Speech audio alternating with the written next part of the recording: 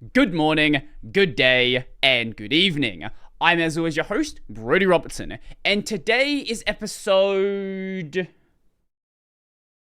4 of the post-AvCon interviews. Today we have Ben from 100 Stones Interactive, the developer of Memories Reach, on the show, and I guess the easiest way to do this is just have you explain who you are and what the game is at a high level, and then we'll get more in depth on, general things about it. Sure, yeah. So I'm Ben. My background is in environment art and level design. So I tend to make games about environments, exploring cool worlds, and that's kind of what Memories Reach is. It's a adventure puzzle crossed with a metroidvania. So a big focus on puzzle solving and exploration in a large interconnected metroidvania style world. So that's very brief about me and the game in very short. I'm a big Metroidvania fan myself. The puzzle stuff, I don't tend to do. Like, I'm not generally big on puzzle games. Like, I'll play them here and there. Yeah, but like, most of the time I'll play a puzzle game and it's like, I have no idea what I'm supposed to do. And I guess that is sort of a issue with trying to design puzzles. Like, what is your, like, goal with the approachability of the game? Do you want it to be where most people have a general sensible way to get through it, or do you plan to have certain parts of the game where you really need to think about it, like, very heavily to actually access a certain place? There's a mixed approach to it, for sure. So to take a step back a bit, for a start, I'm not a huge puzzle game player myself. I enjoy puzzle games. I enjoy puzzles in games, but I tend to enjoy games that have puzzles in them alongside the main content rather than being solely about puzzles. So I liken the puzzles in this game more towards games like Legend of Zelda, like a Zelda puzzle box dungeon type design. So it's less like a game like old like Myst or something, where you might have to like do some really intricate, very difficult, thought-provoking puzzle solving, and more about manipulating the environment, moving things around, shifting boxes, raising lowering bridges, and that kind of more interactive puzzle solving. So I think that makes it a bit more approachable. There are some more logic puzzle type stuff in the game, but you can bypass that if you want to. But hopefully they're not too difficult, and people can sort of get into it. So that's where I'm coming from as the baseline. It's more about that kind of interactive Zelda-style puzzle solving than the more hardcore puzzle game. But when it comes to puzzles, they come in a variety of types. From sort of like logic puzzles where you might have to like move things around on a screen and line up certain things or whatever, which are in the demo. Then you get more environmental style puzzles where you move like a Zelda puzzle room where you're moving boxes around, raising lowering bridges. And then at the high end, you get the sort of level scale meta puzzle where the entire environment becomes one giant puzzle. And that usually involves understanding how the different parts of the level fit together and manipulating it or navigating it in order to reach your goal. So there's kind of like different tiers of puzzles there.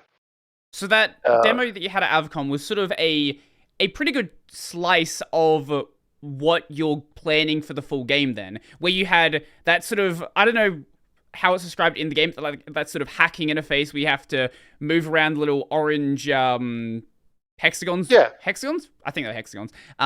Yeah. And line them up so it could like get the power through the thing. And then there was also a bit where you had to use that and lower, or you had to go around that like circle area and raise a bridge, or no, it was raise the tower thing so you could get across that bridge. And doing that allowed you to get to this higher puzzle that would then unlock some further thing. I think it let you get through the radiation thing, if I remember correctly. Yeah. So So the demo is designed as kind of a short slice of what the full game is going to feel like to play. It's actually a custom-built environment. It's not actually in the main game. I was going to ask that if it was like a vertical slice or if it was like a piece of the full game. It's kind of like I took puzzles from around the full game and like crammed them all into this custom-built environment. Right. And the art is from one of the levels of the game as well. So it's all bits and pieces of the game, but pushed together into a what's designed to be a very short experience people can play through at a trade show like PAX or AvCon and get a taste of what the game is about. So if I were to give a chunk of the actual game, it'd be much longer and probably a bit more drawn out in how you have much explore and do whatnot. Which is not an ideal experience for a trade show. So this is a deliberate attempt to like try and squish it down to something a bit more succinct for the purpose of the show.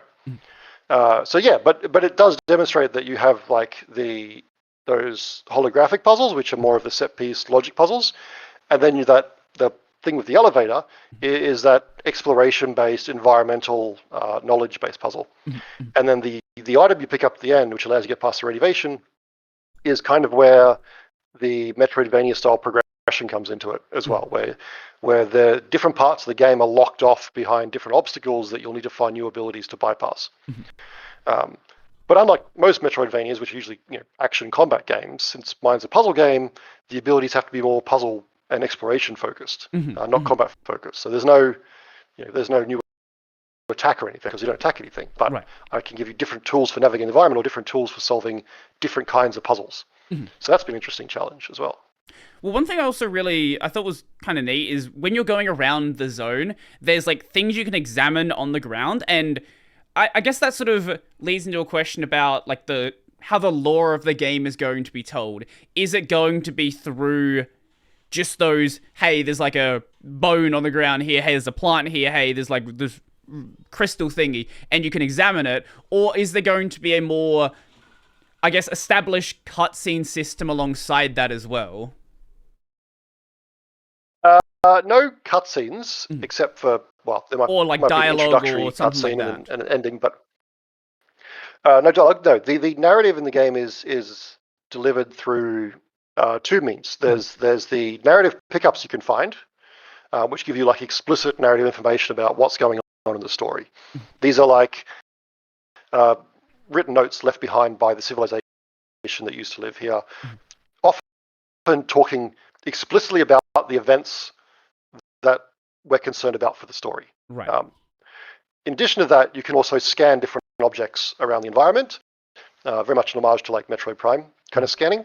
And in doing so, you can learn about the world, different objects, different creatures you might find, and that sort of thing. So that'll give you more of a general background knowledge on the world you're inhabiting. And then the pickups give you the explicit narrative storyline.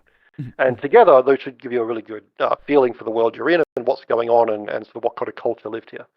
That's the goal, anyway. Yeah. So you're sort of piecing together the information. So you don't have like it's not like, hey, you go from beat to beat to beat, and it's like, hey, here's cutscene. Like, you have a very clear story. It's more like you're going around this world, you're trying to see what information you can pick up and understand what really was going on here.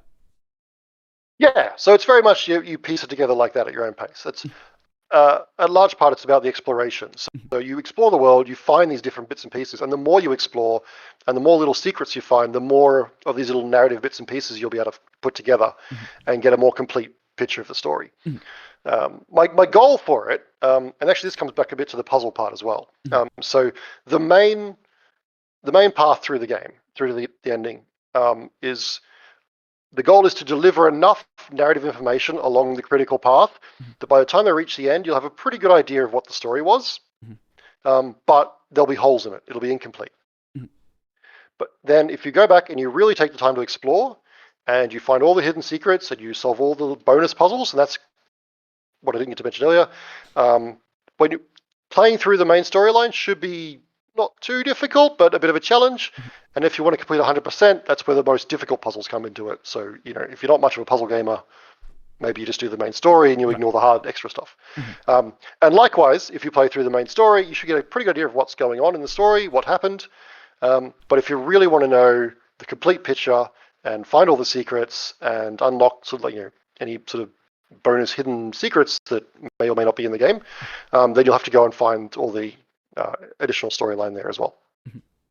Well, with a lot of fly in my room, with a lot of Metroidvania games out there, they have this very interconnected world where you'll be in this starting zone and there'll be like this wall that's blocked off that you're like, why is this wall here? I don't know what to do with it. And then sometime like way later in the game, you will circle back to that area and end up being able to make your way through there. Is there going to be that sort of interconnectivity, or with going back to old zones like that, is it going to be more of that like, hey, I have this thing. Oh, I remember there was that thing like a couple of areas ago. Let's check back there and see what was behind that area over there.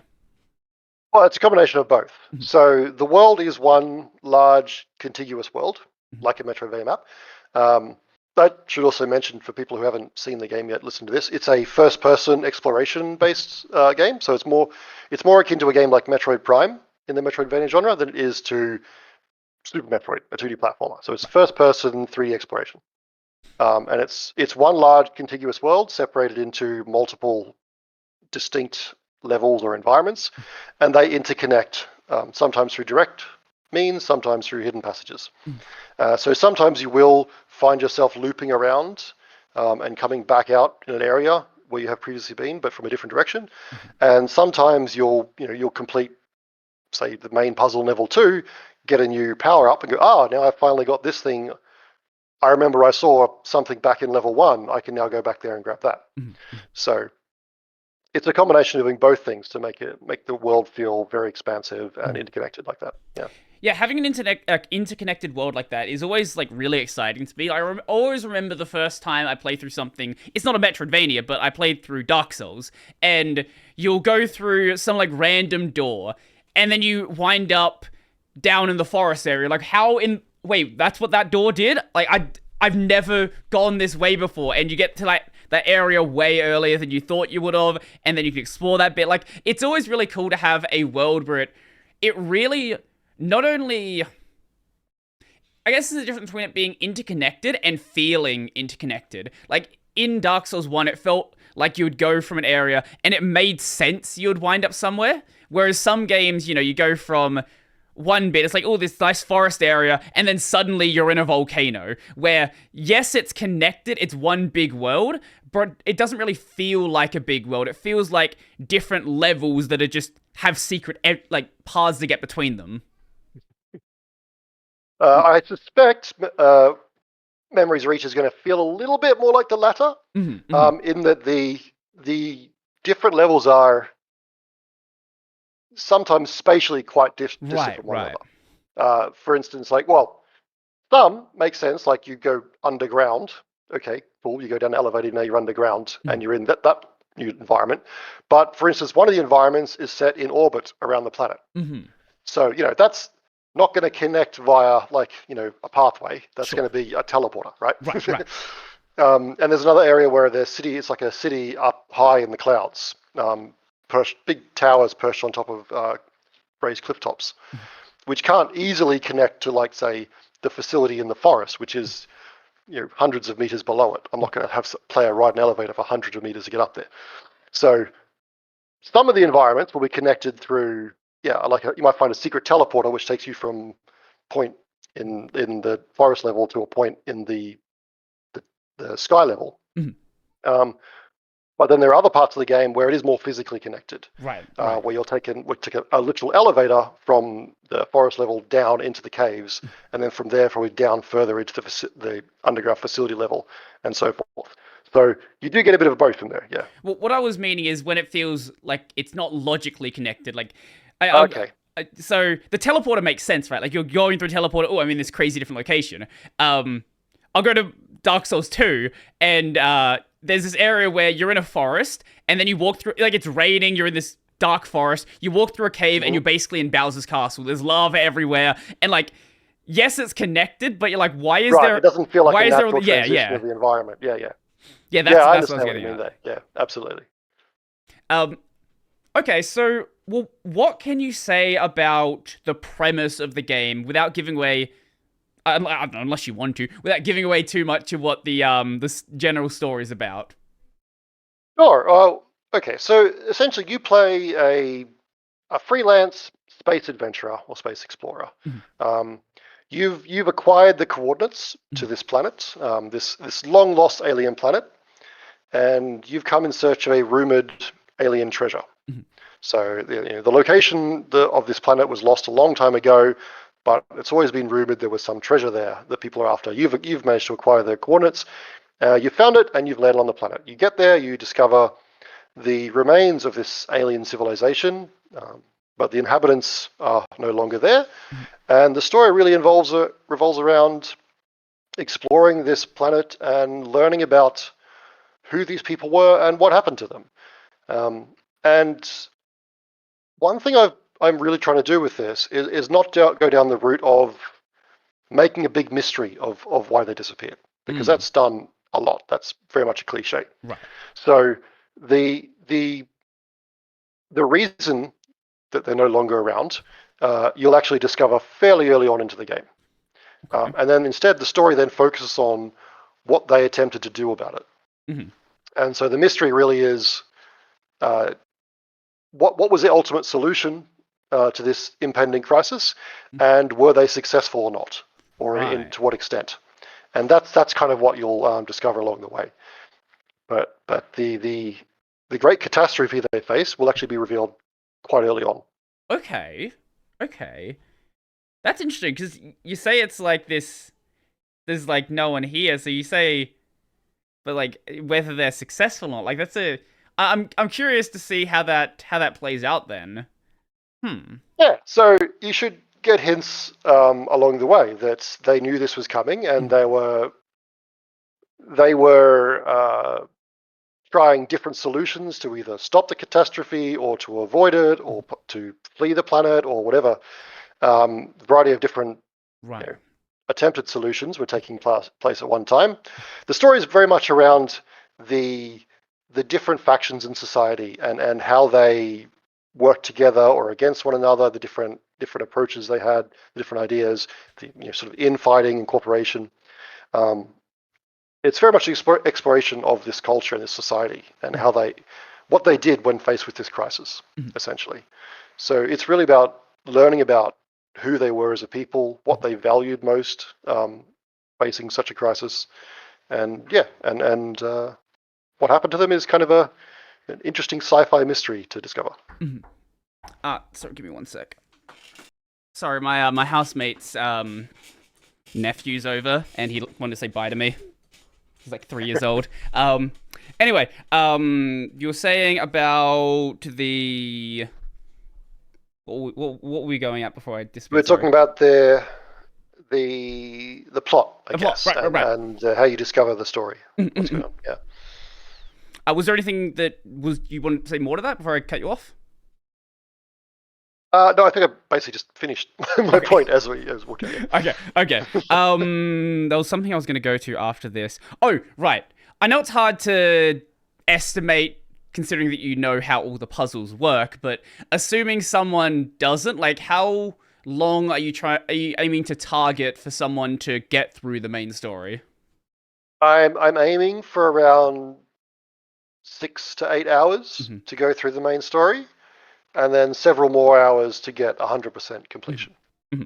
Okay. Okay. How many additional hours is a little uncertain at this stage because it depends on how difficult it is to find all the hidden secrets and Right. solve the difficult puzzles. Hmm. And since not all of them have been designed yet or tested with actual players, it's hard to judge just how difficult that is going to be. So Hmm.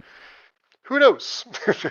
So with that content that you had at AvCon, like, what would be the relative difficulty of that compared to some of the other content in the game? Well, the Avcon one is pretty easy. Okay, I know that's some people have a bit God. of trouble with. Well, okay. Let's back up a second. So, because it's designed it was first designed for PAX, Right. and then designed to be taken to other trade shows as well. So it's designed to be playable in 15 minutes on a very busy, noisy trade show floor, where you're distracted by all the noise and potentially other people around you and your Right. friends Right. bugging you to like move on to the next game. Hmm. So it I didn't want it to be too difficult, and I didn't want it to be too open-ended. So it's also why the demo is quite linear in the way you solve the puzzles. You basically go from one to the next till you reach the end. Um, the level that exploration puzzle is taken from is much more open, and you can pretty much go any direction Hmm. from the start. Hmm. But for the PAX demo, or the trade show demo, I deliberately gated it off, so you have to go through it in one direction. And again, it's all about trying to make it a lot more straightforward and a lot more manageable in a noisy, distracting environment. Right, that's Um, noisy yeah. and distracting is a good point with where you were set up, because there was that EDM going on like right behind you, where Oh people yeah. people thought that was the soundtrack for your game because it was that loud from the other booth. It's like, and the opposite side, it was like mine, right? Because like the speakers are in the backs of the TVs. And so I was getting all their sound, and they were getting all my sound Yeah. from the. Well, I had the trailer looping on the TV. They had their game playing on the TV, so I would get like this 30-second loop from the game that would just play over and over and over. And it's just, oh my god. I mean, don't get me wrong, it was a nice 30-second loop, but after you've heard it 100,000 times, it was the worst thing ever. And it was quite loud as well, yeah. Yeah. Well, to be fair, everything had to be loud because everything else was loud. They had the main stage. The main stage with speakers were way too loud. You could hear everything all the time. But it is what it is. Yeah. So. Oh, you deal. Yeah. And it's their first time in that area as well. So I assume they'll adjust things for next run and see how it goes. Lower some sound, maybe try put up some barriers. I don't know what their plan's going to be. Yeah, probably just need like a backing board or something. And the TVs were placed in gaps between the boards, so if there was some sort of board behind it, potentially then it reflects the sound back, which might be better. Yeah, I don't know. I think it was pretty good for a first go in that venue. They really filled it out, which is good. Yeah, absolutely. So when you're dealing with designing these puzzles, like. What do you actually what goes through that process? Because like as I said, I'm not a big puzzle guy myself. I don't even know where I would begin to start with making a puzzle that actually seems engaging. And I guess what other systems exist that you might want to mention? I'm sure there's some things you want to leave up to exploration when people find them, but if there's anything else you want to mention that wasn't in the demo that might be interesting to talk about. Okay, well. All right, well, focusing on the puzzle design process. So a lot of it comes down to just playtesting and experimentation. Like most puzzles, when I design one, it usually starts with me scribbling ideas on paper until I figure something like, oh, this could work. That could be I'm a very visual person, so it helps me to draw it on paper and figure out how it might work. And, okay, this could be an interesting idea. Let's try that. I'll then go into Unity, I'll prototype up a very rough prototype in code, make sure it actually functions and not just I'm imagining it. Because sometimes I'll, oh yeah, it's a cool idea for a puzzle. I'll put that in code, I'll do it in code and actually have it function. Actually, logically, this doesn't work. Right. When I was looking at it on paper, I thought it would, but logically, the mathematics of it, it ends up not working or whatever. So yeah, get it all functioning, get it all working, great. And then basically, it's then just make it. Once I've got the core system working, make a bunch of different variations of it. Talking about, say, the holographic puzzles. Yeah, I've got a picture of that one open on the screen right now.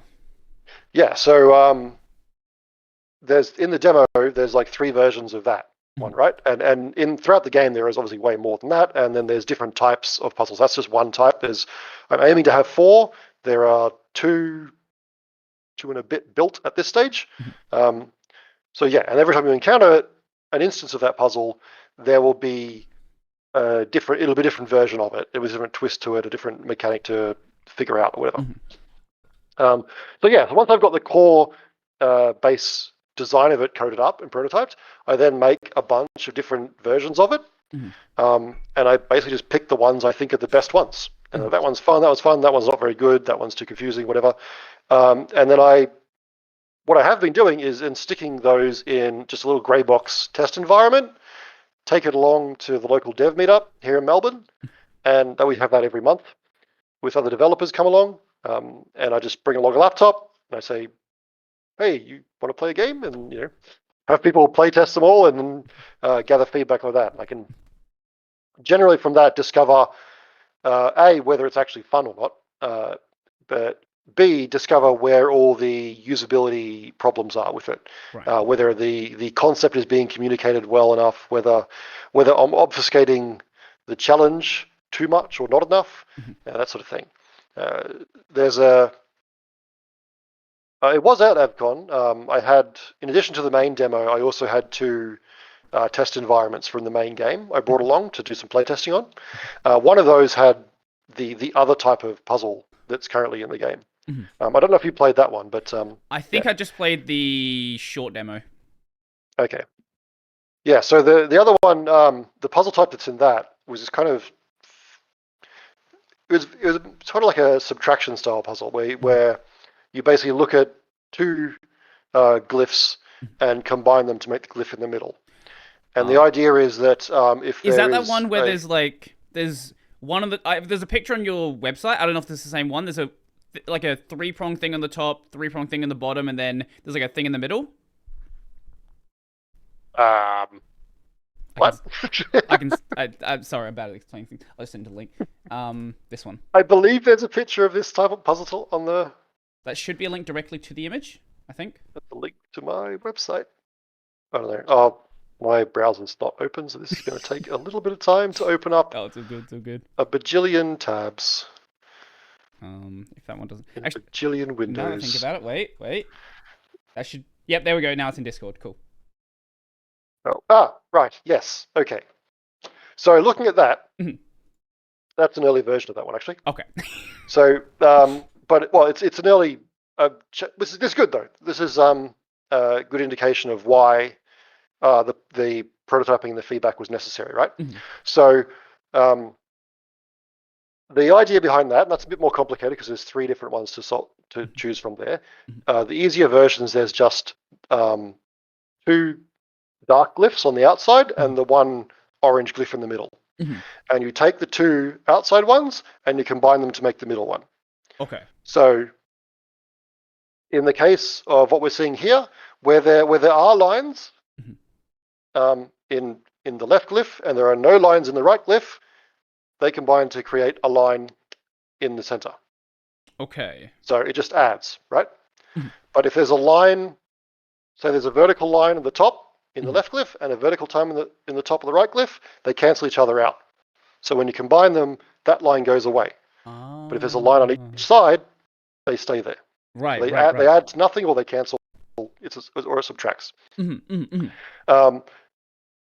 in the case of that picture you just linked there, you can see that the inside spokes, the 6 lines radiating out from the center, would add together because there's nothing to subtract them. Whereas the outside ring is present in the left-hand glyph and also in the top and the bottom. There's half in the top and half in the bottom. So those lines would cancel out. So that particular glyph that's currently selected in the middle is the incorrect one. That won't work. And so you'd have to choose the glyph that matches what the combination of all 3 would make. Right. Okay. Now, if that was complicated to understand as I explained it, because it's hard to explain, imagine trying to make it intuitive without using any words or text to the player. Yeah, I was going to ask, how do you plan to introduce different types of puzzles? Because what you had at AvCon, that one, I don't know if that was like one of the earlier ones you had, because that felt really intuitive, even without any sort of explanation. Like, I was confused initially, but after spinning things around, like, oh, you have to make the single line up with the single line, double line line with a double line, and you have to like make a line to connect them. Okay, that makes sense. So that one was easier. That one is just naturally more intuitive, I think, because it's basically a jigsaw puzzle, and everyone knows how to do a jigsaw puzzle. This one is, well, even so, later versions of that jigsaw puzzle style, like the second one you do in the demo, actually, where it has the lines connecting on the outside, and it requires a bit of tricky repositioning using the different rings, because it's not just a jigsaw puzzle. It's a jigsaw puzzle where you can only move a selection of pieces at any one time. Basically, so you have to move pieces in and out. Yes, for anyone just listening, you have at least on what I did, you have like an outside ring you can rotate around, and you can bring pieces into the middle which stop them rotating, and then you can rotate the ring around that and bring them back out to put them in a new position. And then you want to like line them up with the outside power things. I'm not really sure what they are supposed to be, but line them up with the outside lines to make a connection all the way through. Yeah. So so that's a slightly more advanced version, which requires you having played the earlier version first, so you understand the basic mechanics and the basic goal, Right. before layering on that little twist. um, and so that, as I said, that one is basically a jigsaw puzzle, so it's kind of naturally fairly intuitive for most people. Whereas this other version, in the image you linked, was a lot more complicated because it's not really a intuitive concept to understand. And the first time I took it to a dev meetup to have people try, no one had any idea. Well, like one person got it pretty intuitively, and he was clearly a programmer, and he understood it as an XOR kind of concept, which is a programming concept, and he was fine with it. But a lot of people playing it were like, I don't understand what I'm doing, and they would like. And I tried to make them easy, where you'd have like 2 to combine and 3 different things in the middle to choose from. And people would just try all 3 until one of them worked. And like, I don't know why that one worked. And they do the next one, don't know why that worked. And then they do that. And then they get to the more complex version, which is like, stage, the next puzzle, which is takes that concept and then tries to build on it and make it more complex. And they've got no idea how to approach it because they don't understand the basic underlying principle of how the puzzle works. So I had to go back to the drawing board, and there was a lot of changes to make. So there was a lot of changes made to the visual feedback on the puzzle about how I presented the information, how I demonstrated that lines were adding or being cancelled out when they overlap, which was not clear in early versions. So now, originally, you would, I think in the first prototype version, you'd cycle through different types, you click OK, and it would light up that it was correct, and you go to the next one. I think in that version I might have actually had the pieces come into the middle to show they're actually combining to make the middle, but they would just like slide in and it would light up and you move on, and people didn't quite get it. Right. Later versions I end up having like they would slide over, and if their lines overlapped, they would like particles would explode and they'd disappear to show them cancelling out, and various other tweaks to the visual design of it as well, which I can't remember now, but I made a lot. And I also redesigned the progression of them as well. So I went back and made much simpler ones that were where honestly solving them was not difficult, because it was like, imagine there's like on the left one there's a triangle, on the right one there's another triangle, and in the middle you've got 3 to choose from. 2 of them are clearly not right, and the third one is basically like a butterfly, the 2 triangles. So that's the correct one. So it's kind of like it's a gimme, but then in picking that, you can see the 2 bits come in, they combine, they make that.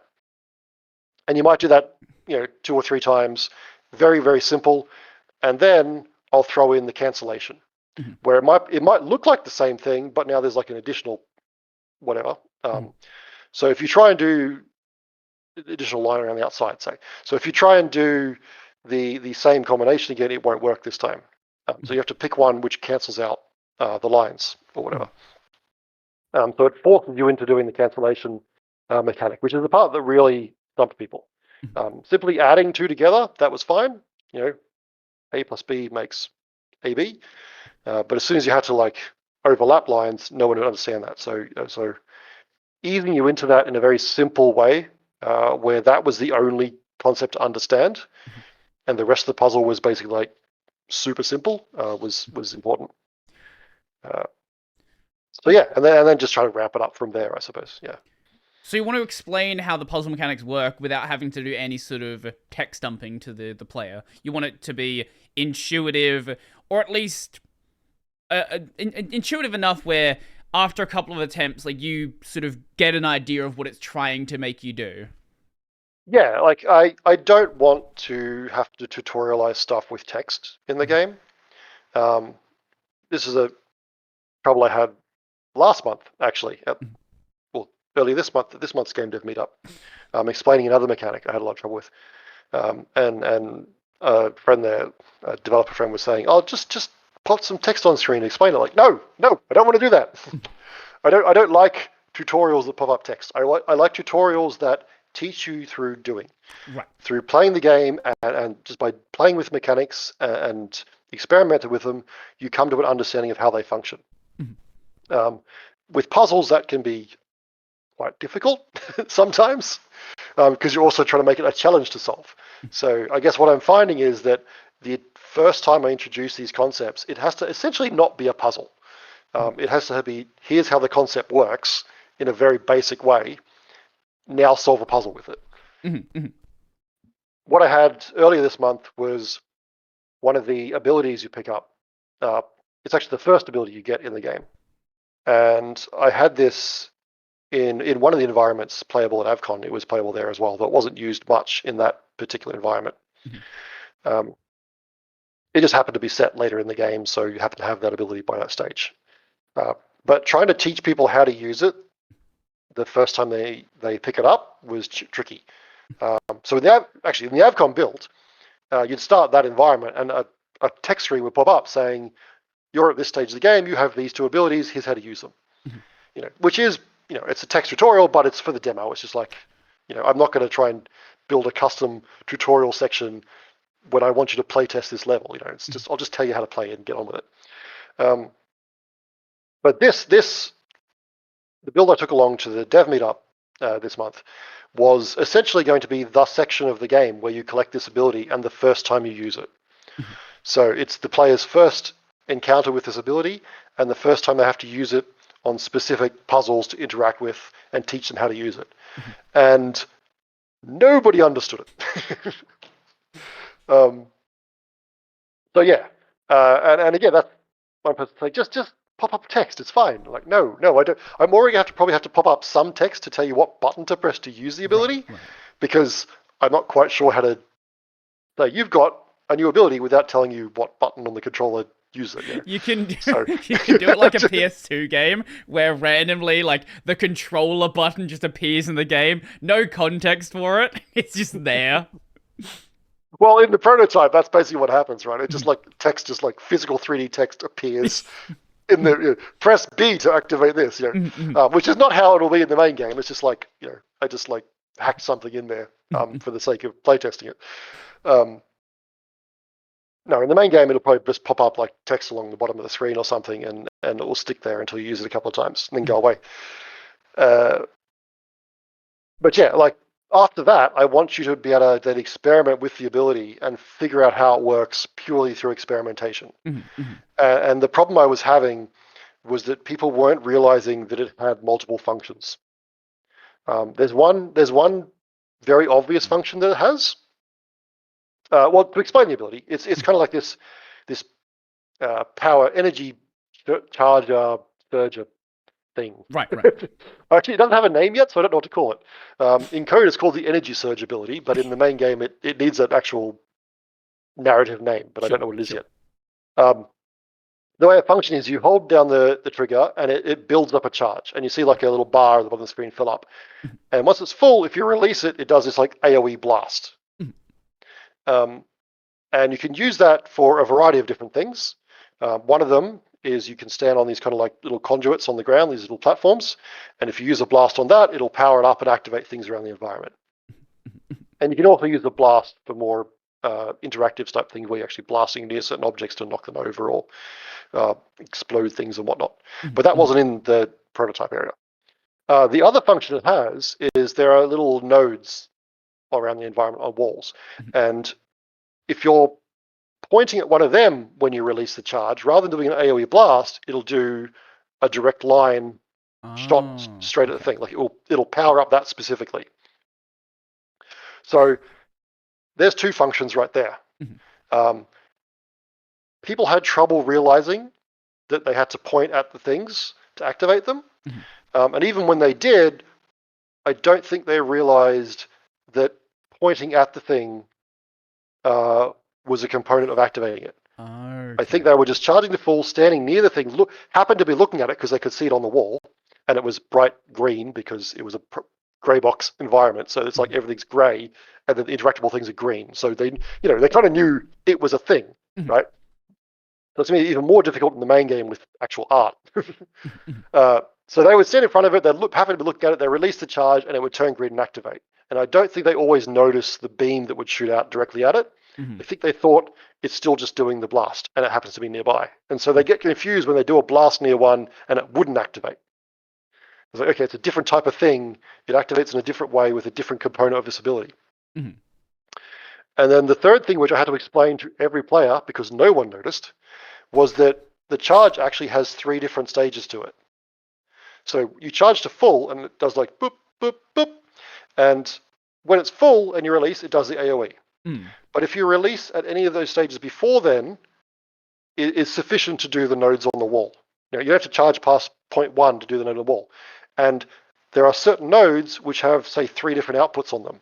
Mhm. And which one activates will depend on what level of charge you use on it. But of course, the first thing people have been taught when they pick up the ability is how to do the AoE, which is part of the design problem there, actually. Mhm. They learn to charge it full and release, it does a blast. Cool. Then they walk up to these nodes on the wall, they charge the full, release, and it shoots out a beam. Mhm. And then they had a huge amount of trouble trying to figure out how to solve this, what I thought was a very simple puzzle, where you have to shoot a single charge on this node and a double charge on this node. Mhm. And if you do 3 charges on both, it's incorrect. But Mhm. nobody knew they could release after only a third of the bar was charged, and to do like a level 1 blast. Okay. So there's kind of like 3 different functions to the ability then. You've got AoE blast, Mhm. you've got the ability to charge a node, and that charge has 3 levels to it. So I don't know how you would approach this, but the way I would think about it is you would have some sort of like visual indicator on your body that indicates some sort of like charge level, maybe like some sort of like charge bar, and as like it, I don't know, flashes every time it goes between different stages. And I would probably introduce the mechanics with the short charge first and go to the bigger ones after that, rather than starting with the big one and then going the other direction.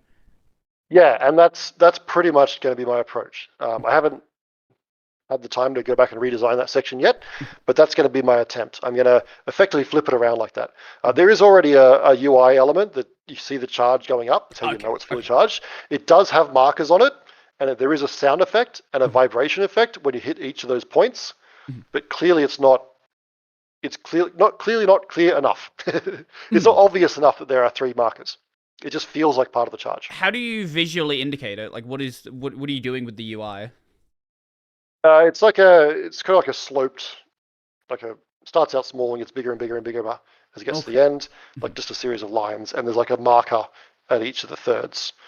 Maybe So it needs to be probably a more obvious. It was a temporary UI element to start with. It was never meant to be the final one. It was just I need something in there to test with. So I will definitely have to refine that, make it perhaps more obvious that maybe there is like stages a have marker. a different color, like the marker changes. Yeah, that's been suggested as well, though I'm not a fan of that because I've got a particular aesthetic for the UI I'm going for, which is all mostly one color. So I'd probably indicate it with some kind of shape or something obvious that there's a marker there. Right. Might have to do something with the audio to make it more obvious. But I think the big thing, because once you know there are 3, it's fine. Sure. Right? So like... It's just the first introduction. It's going to be how I teach to people that's going to be the biggest driver of understanding it. You know, I think I can fiddle with the UI till the end of days, and it won't be as impactful as just teaching it in a better way. So yeah, the redesign will flip it around so that you'll learn the shoot at the nodes first before we even introduce the AoE. Potentially, I lock it between high end stages, which there's some issues with that, but maybe. So maybe if you pick up the ability, you only get a level 1. And you solve a puzzle with it, and then you get the level 2 charge. And you solve it again, you get the level 3 in the burst. So I could do it that way. No other ability in the game is picked up in stages like that, which feels a bit weird. Right. So I don't know if that's the optimal solution. But we'll see. If I have to do it that way, then I'd rather people understand the mechanic, I guess, than get stuck, because I'm a stickler for having each pickup be a single pickup.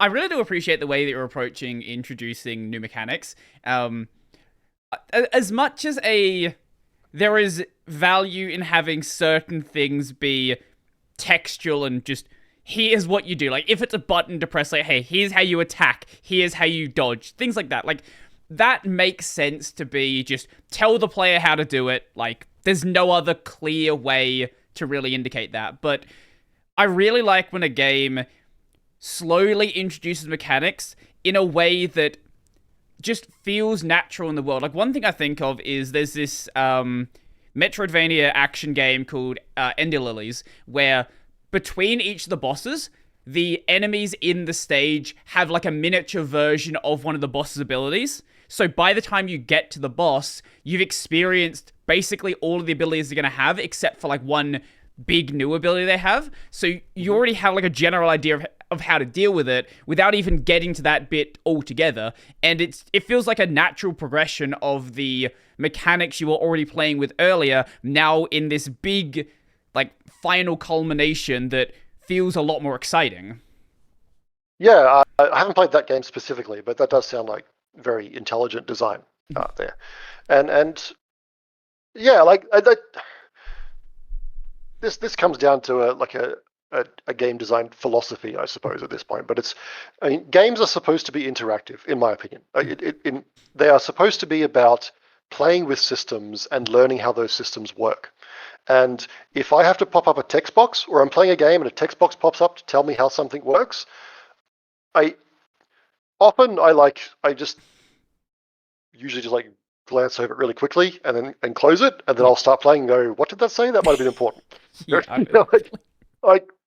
I want to play with the systems. I want to learn how the systems function, and that's fun. That's imagine that. Imagine having fun in a video game. okay. So comes back to there's an old game design book called A Theory of Fun by Ralph Costa, and he talks. Actually, I haven't read it in like 20 years, so I'm probably getting it wrong. But he talks a lot in that book about the learning element of games being a large part of where the fun is. It's a very, very good book. I do recommend people interested in game design check it out.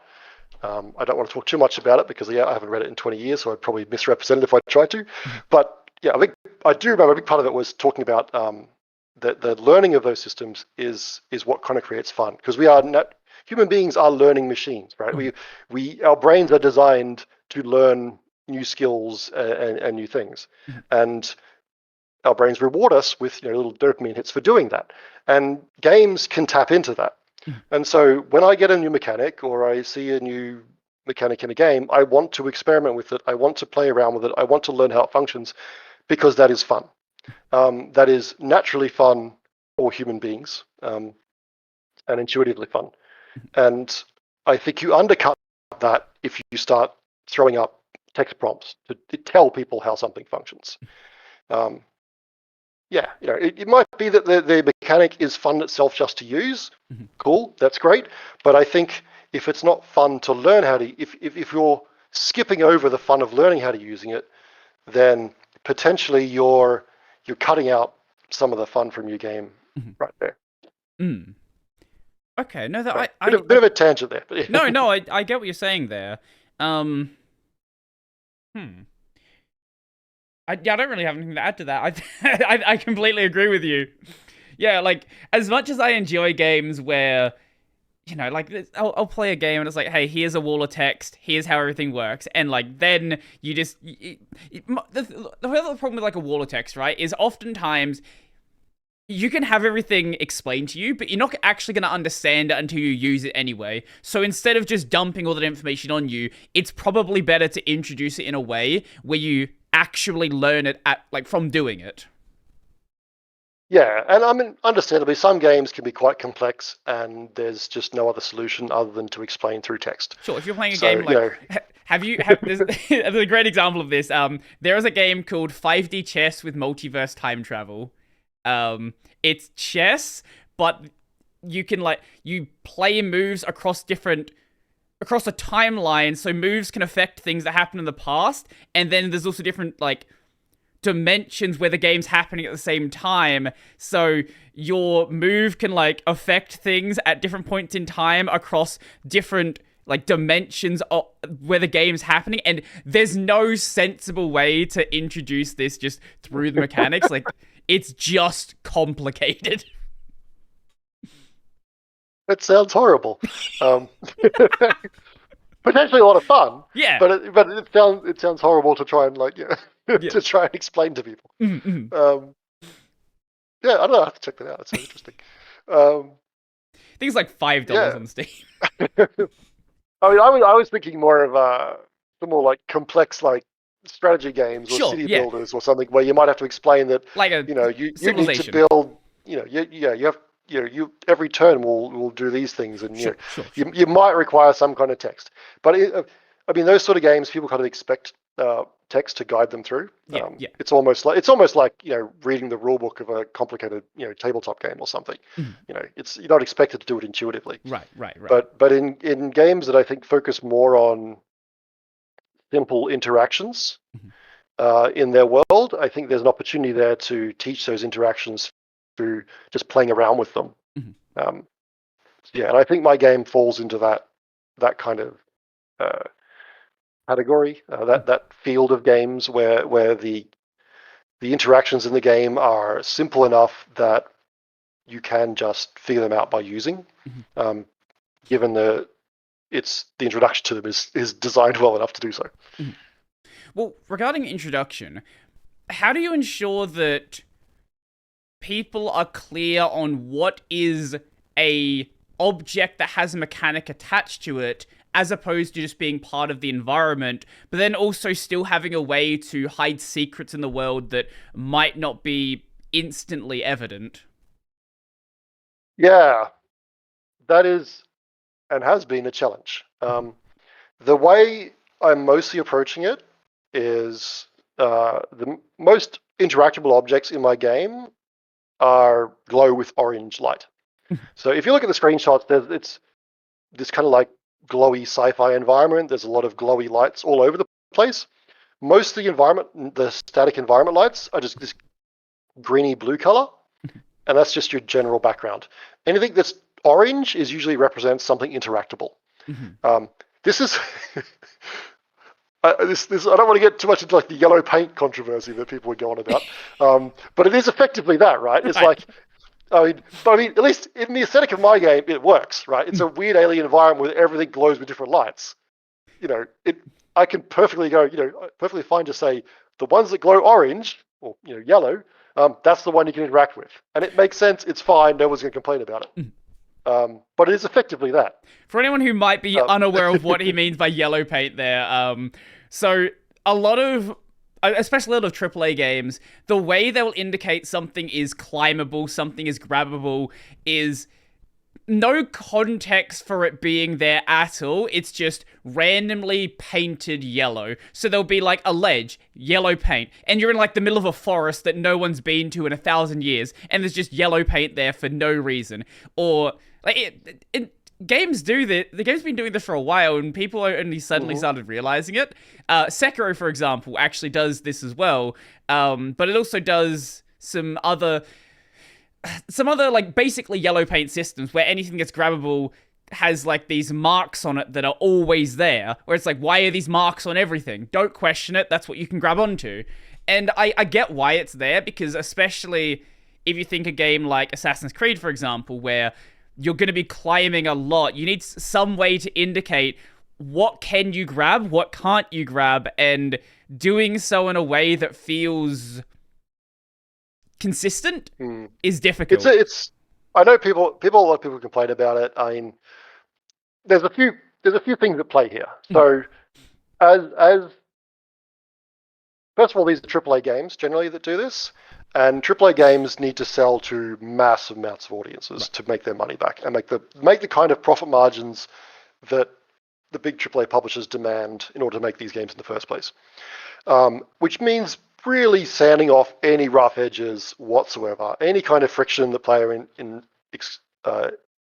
encounters gets sanded away. So they're not difficult games to understand generally, and that's where a lot of it comes from. It's also where you get like helper companions that explain a puzzle to you if you take more than 5 seconds to figure it out.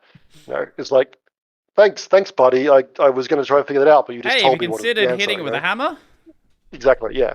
And that's where that stuff comes from, because someone got stuck and didn't realize they could hit it with a hammer, and is like, we can't have players getting stuck there, have the character say hit it with a hammer. And it's disappointing, but that's why. It's like they're trying to make it as broad appeal as possible. They don't want anyone getting stuck anywhere. They want everyone to know you can smash those barrels. That's why there's yellow paint all over them. They want everyone to know you can climb that wall. That's why there's yellow paint there. The other side of it, I think, comes from modern games, especially AAA games, being so high fidelity in their visuals that if there is a ladder against a wall, you may not notice it amongst all the rest of the details in the environment. So in the early days, it was enough just to have the rail against the wall because the wall was like a really low res texture, and the ladder was the only prop in the room because that's all you could render. Right. And then as games got more complex, and we got more more effects and more detailed lighting models, we could say shine spotlights on the ladder and really draw your visual attention to that. And we still do that a lot even today. But now the wall is like a complex brick wall, and there's cobwebs hanging off it, and there's shit on the floor, and the whole room is disguised. So you really have to do a lot of work to draw your attention to that ladder now. And that's, I think, a lot of them just go, fuck it, we've tried everything else, just slap yellow paint over it. Bright yellow paint so everyone can see it. And it's a shame. When you've hit a point with realism, then you lose out on those gamifications that exist in older games, because every game, till the end of time, games have had some sort of yellow paint system. There's always been the well-made games had some sort of consistent, thing you would interact with to do some sort of mechanic. It wasn't always yellow paint, but as things move towards more of these realistic graphics, you lose out on a lot of those gamifications that just made sense. Like if you have a game that's in a more cartoony style, no one's going to question some cartoony thing that you interact with that is always there that does the thing. But when your game is trying to look photorealistic, it's harder to come up with things that make sense for those kinds of interactions. Well, it's particularly egregious when certain elements are interactive and other ones are not. And you can't tell the difference without the yellow paint. I recently played Horizon Zero Dawn on PC, and that game is, I love the game, it was a lot of fun, but it's particularly bad for this kind of thing, where there's scaffolding. You're in an enemy base, there's scaffolding up the wall and everything. I'm just leaping, trying to climb it. I cannot climb it. I can see there's stuff up the top of it. I know I can get up there, but I have to find the one part of the scaffolding with the yellow rope around the logs that I can climb, even though there's an identical part next to it, but doesn't have the yellow rope on it. You can't climb that. Likewise, they do similar things with cliff faces, where there's this. I remember this is actually one part of the game does both these things.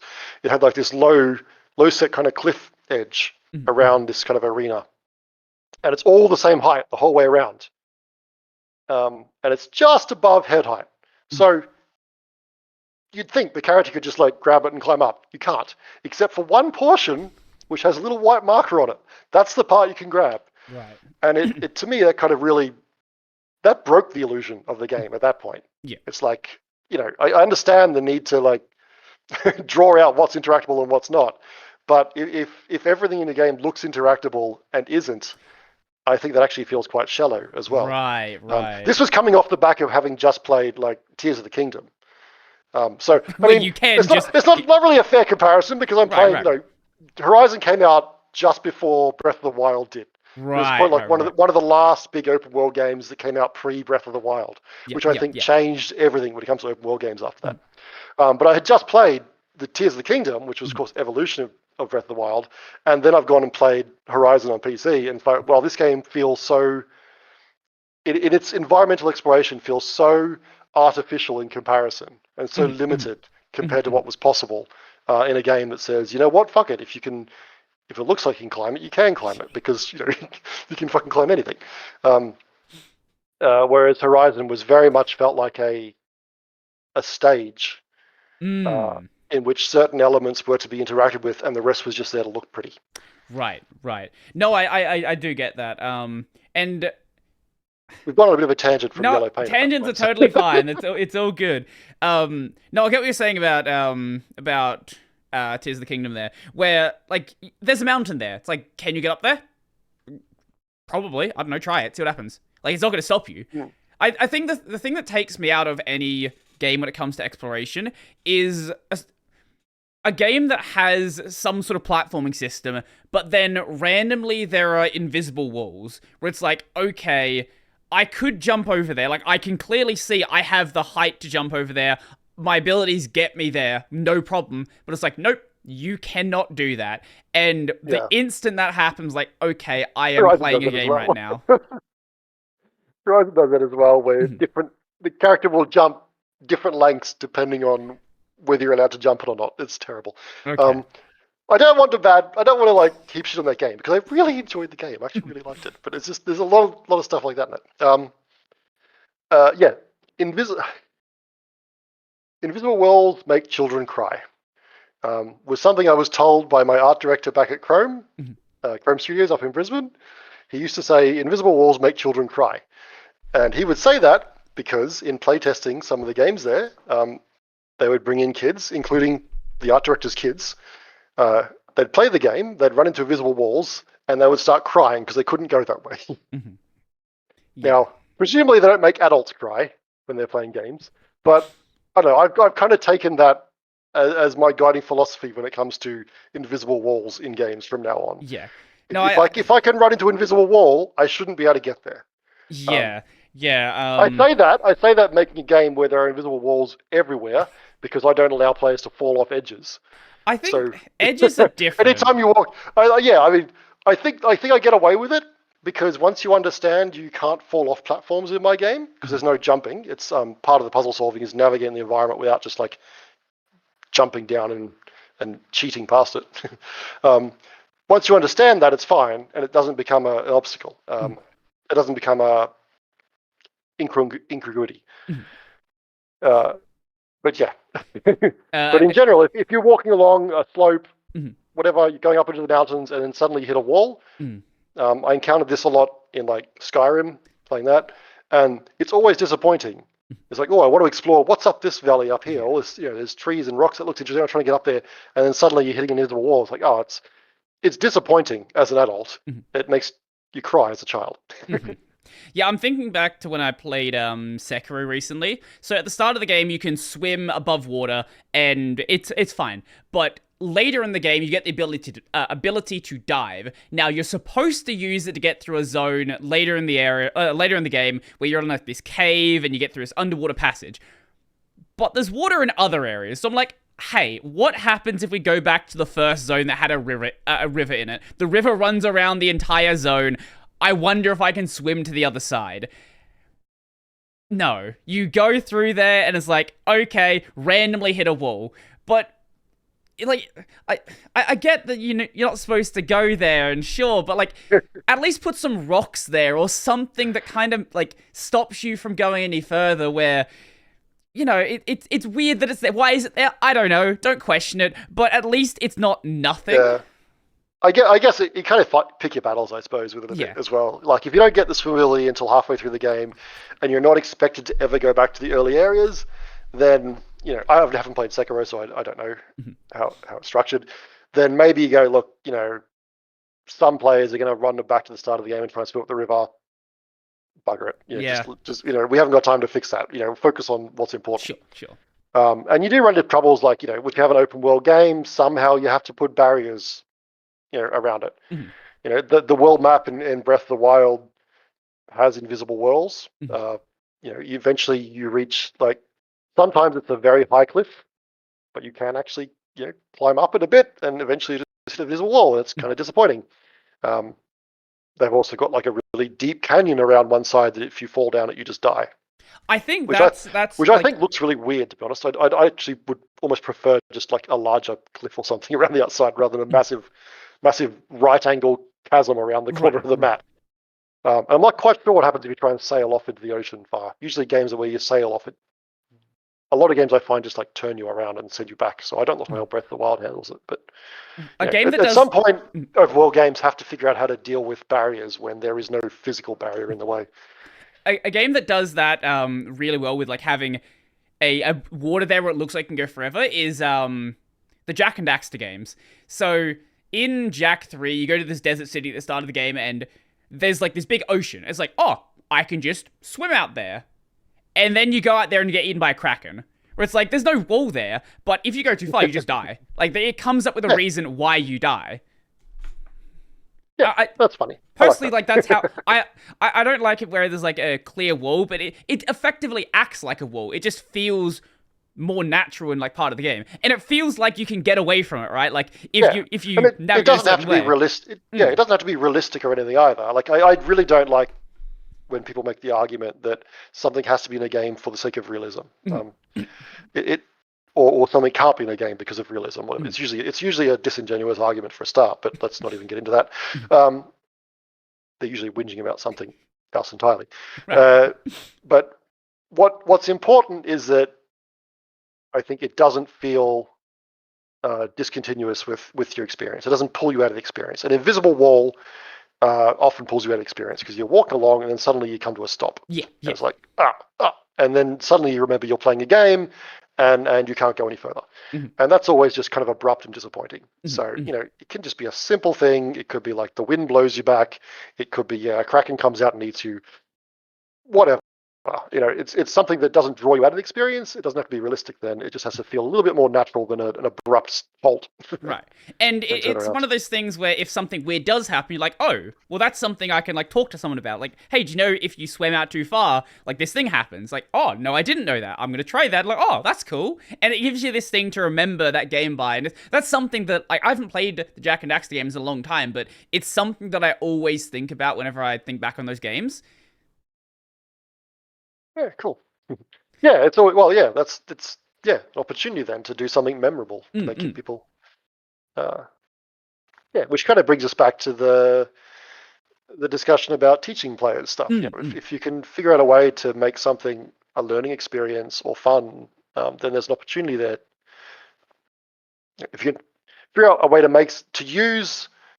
to see a problem, and rather than going for the simple solution, like pop up text on screen or throw up an invisible wall, figure out a creative way of dealing with it that allows a player to learn a new system or surprise the player or create something that enhances their enjoyment of the game rather than just, whatever, this is how the thing functions, don't worry about that. Get back to the other part of the game. Get back to the manufactured fun. It is fun time now. Have fun. Yeah, go back. You're not near the fun. Go away. Go back over there. Yeah. No, you were saying before about your game not letting you walk off of platforms. I initially didn't realize you couldn't walk off of platforms, so I was like avoiding the edge. Like the second I realized you couldn't, like okay, I played games like this. I think that's the one time that people just forgive invisible wall because your game doesn't have a jump button, so it makes sense that you can't interact with ledges in that same way that you would be able to in a lot of other games. Yeah, and it was something I was toying with for a while, whether I would actually include a jump button and allow people to fall off edges. And I was very uncertain about whether to do it or not. Because many of the environment puzzles I had designed up to that point relied on the fact that you would not be able to fall off.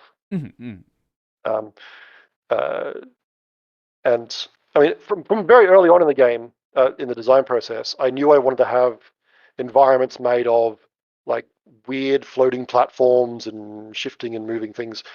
And I decided early on not to allow it to fall off so that it was a lot easier to navigate, because often these are very small platforms and I don't want people just like falling off all the time because they don't take the corner sharp enough or something.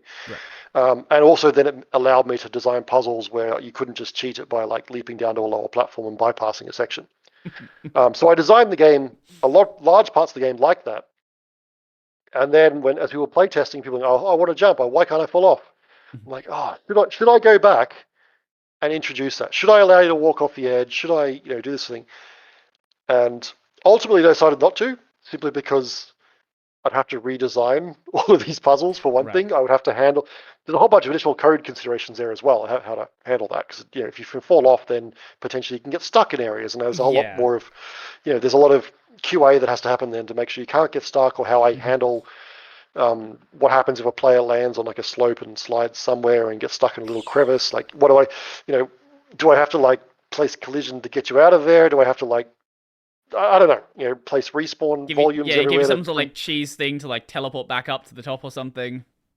Yeah, so it introduced a whole bunch of these aren't unsolvable problems. Like there's plenty of games where you can jump off and get stuck in places and you get out of it. So but that's a whole lot of additional considerations that I wasn't planning on initially.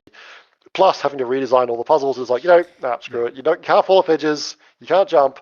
This is the game I'm making. To explore the game using the abilities I give you, and one of those abilities is not to jump. So if you want to traverse to a platform up there, you have to use the translocator ability, which allows you to sort of like grapple to a point and teleport to that point, and that sort of thing. So that's kind of my substitute jump, I suppose. Yeah, I'm thinking on the demo you had, and if there was a jump button, I'm thinking of a number of places that you could very easily soft lock it. Like at the puzzle where you're supposed to like go around and like raise up the tower, you could probably jump down to that ledge where the like bones or whatever were, and not have a way to get back from that. Well, there's a platform there that moves, so you'd be safe there. The place you wouldn't be safe if you jumped off a ledge before solving one of the puzzles. Yeah. Because you solve the puzzle and it turns on the elevator. If you had jumped off before turning off the elevator, then you'd be stuck. Right. But in that case, in the full game, where the level that puzzle is taken from, those elevators are on anyway, so that wouldn't actually be a problem. So, but yes, but your point is right. Once you can start jumping off edges, you just have to start doing a lot more extensive QA, and you have to start as QA. You have to start then actively trying to break the game and getting to places where you shouldn't, and trying to soft lock it like that. It's what that kind of soft lock is what we would call a non-progression bug, in that you get yourself into a situation where you're unable to proceed further into the game. I'm one of those people that the second I see a game has a jump and then maybe like an ability that raises you a certain height, I'm the kind of person who is going to look for the place where I can clip out of the map. Because oftentimes a game has somewhere that you can like jump onto a ledge and there's like a pixel you can stand on, and then you can reset your jump and jump higher and eventually break something that was never even thought about trying to do. Yeah, and most players won't do that.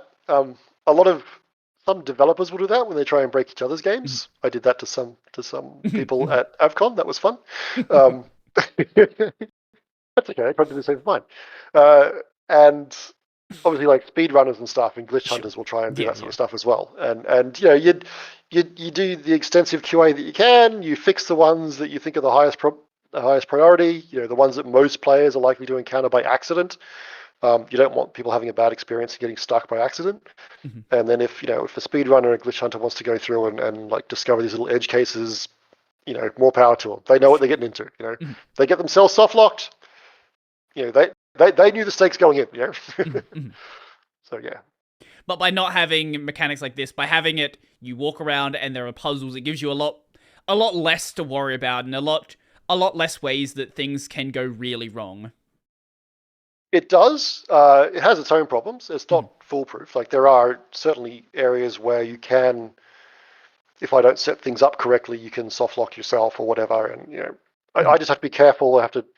So I still have to do a lot of QA to make sure you can't, solve a puzzle and then quit out before doing the next part, and then maybe you haven't saved the state.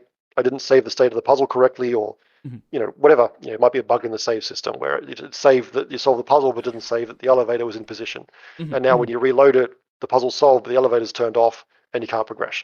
Right. So there's still a lot of QA that has to be done. I still have to make sure I extensively test it and look for all these edge cases. But I think generally, yes, it does simplify it a lot in terms of the QA I have to do. And especially as a one-person development team, that is a huge bonus. I say one person. I'd always mention that I have got audio and a writer doing part-time work on it as well. And at some point, I'm probably closer towards release, I'll actually hire someone to do QA as well. So I have someone doing like full-time QA on it for a while. So yeah. So, but the game is certainly simplified a lot by just completely removing certain mechanics. Well, yeah, obviously there was still going to be QA, and you need to make sure the puzzles work and all that. Like, but my point was that, like, you have less moving parts, so there's less that can go wrong. Yes, yes. I have a different set of moving parts. Yeah, yeah, yeah. But hopefully they're less prone to weird edge cases. If something goes wrong with the moving parts I've got in my game, it's generally because I haven't set it up correctly. Right, right. It's usually a fairly obvious problem. Yeah, like the more, like, I think this comes down to how dynamically interactive the game is. So, in a game like mine, it's less dynamically interactive. It's still very interactive. You interact with a lot. I'm using the word dynamic as in how freeform the interaction is with the player. So if you think in a game like a first-person shooter, it's very dynamic. You can move around any direction. You can jump. Sometimes you can climb ledges. You can shoot a variety of guns and explode things, and monsters run everywhere. There's a lot of interactions that can take place in very unique and dynamic ways. Whereas in a more strictly designed puzzle game like mine, the interactions are fairly limited to what you do when solving the puzzle. It's the different buttons you press to cycle through the different glyphs or turn things around. So that's not to make like a judgment call on what's better or what's not. They're different styles of game. But I think that by making a less dynamic experience and more sort of almost pre-programmed in a way, then it potentially makes it easier, or potentially reduces the number of edge cases, and makes the solutions potentially easier to find. If you encounter a bug, you can probably isolate exactly what caused it. Like, I forgot to enable the Boolean on this thing. That's why it didn't activate properly. As opposed to, I leapt up this wall, slid halfway down here, fired the grenade, which launched me backwards a bit, which made a clip to the wall, and who knows what else. So yeah. Well, one thing I was thinking of by not having a jump button is it introduces a very different set of environment design issues. So in the original version of Final Fantasy XIV, they didn't have a jump button in that version, but anytime there was a slight lip on the ground, you had to walk all the way around it so you could actually navigate to get to the level above that. And they fixed that by just adding a jump button in the updated versions because they needed something there. It just felt bad to not have that. So you need to make sure that you don't have those bits where it just feels weird to navigate around a zone because that jump button is lacking. Yeah, and that comes down to level design in a bit there. It's like, making sure that you don't place obstacles that just get in the way and in a way that feels tedious. And I do that when I'm designing my game and blocking out the levels. And I build a path. Like, is this path too long? Does it feel like too much of a nuisance to have to walk around here? If there is a slight ledge, generally, if you're not supposed to get up there, I like to separate it dramatically, and that kind of works for the aesthetics of my game. It's supposed to be like this massive feeling. Not necessarily massive in scope, because again, one-person team, but massive feeling alien environment with these giant like mega structures and huge alien buildings. So if there's a ledge you can't get up to, the ledge is up here. It's like a huge ledge. If there's a gap to cross, then it's a chasm. So that helps a lot in my game. And if it's a small little lip, then generally I'll place a ramp there, or I'll just slope the collision up so you can just walk up it. If it's that low that it looks like you should be able to step up it, then I allow you to step up it, because I don't want it to get in the way. If it's impassable, it looks impassable. Right. And because of it doesn't feel weird when there's just random walls around the place because of the setup you have. It's like, okay, well, yeah, this alien planet, okay, yeah, they're doing things here. Why are there glowing orange things? That's just as weird. There's as an example, there's one part in one of the environments I designed recently where it's a little hard to say. So the path joins onto this sort of like hexagon platform.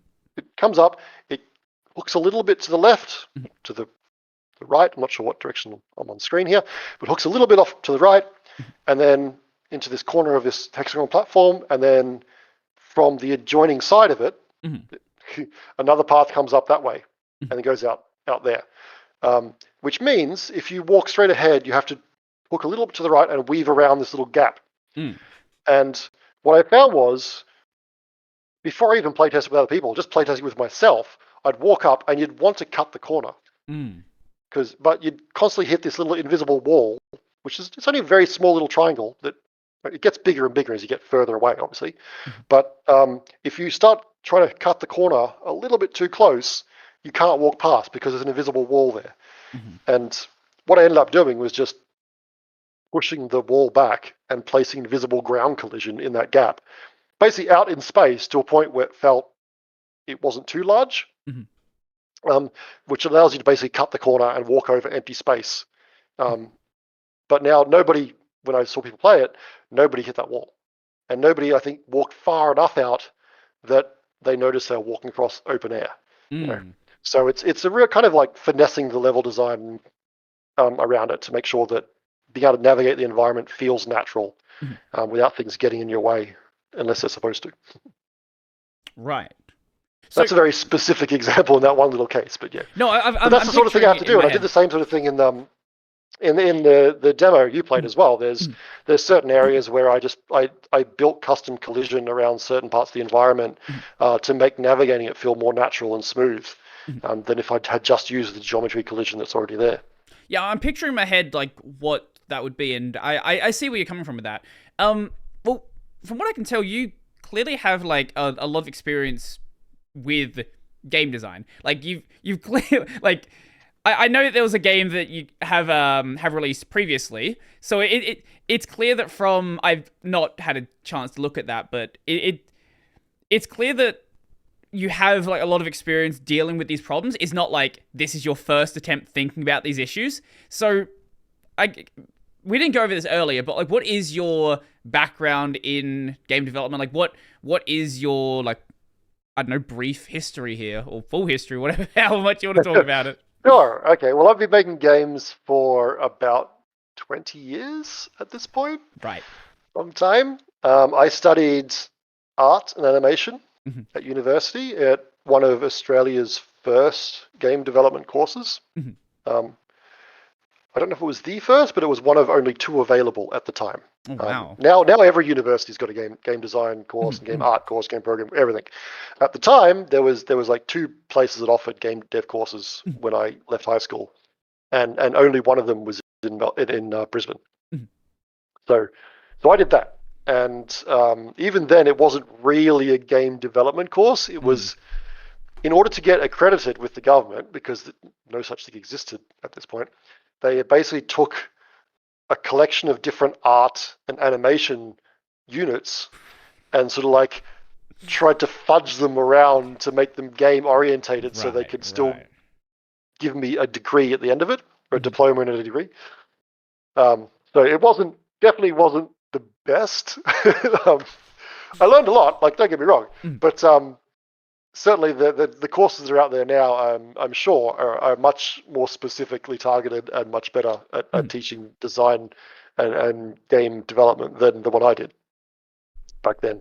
But yeah, I studied art and animation. I found that I had a liking for level development, environment art. So most of the course focused on, say, character art and character animation. But there was a couple of units where we did environment stuff, and I found I really enjoyed that. So when I left university, when I graduated, I focused on that. So I actually went in for a job interview at Chrome Studios up in Brisbane on the very last day of my degree.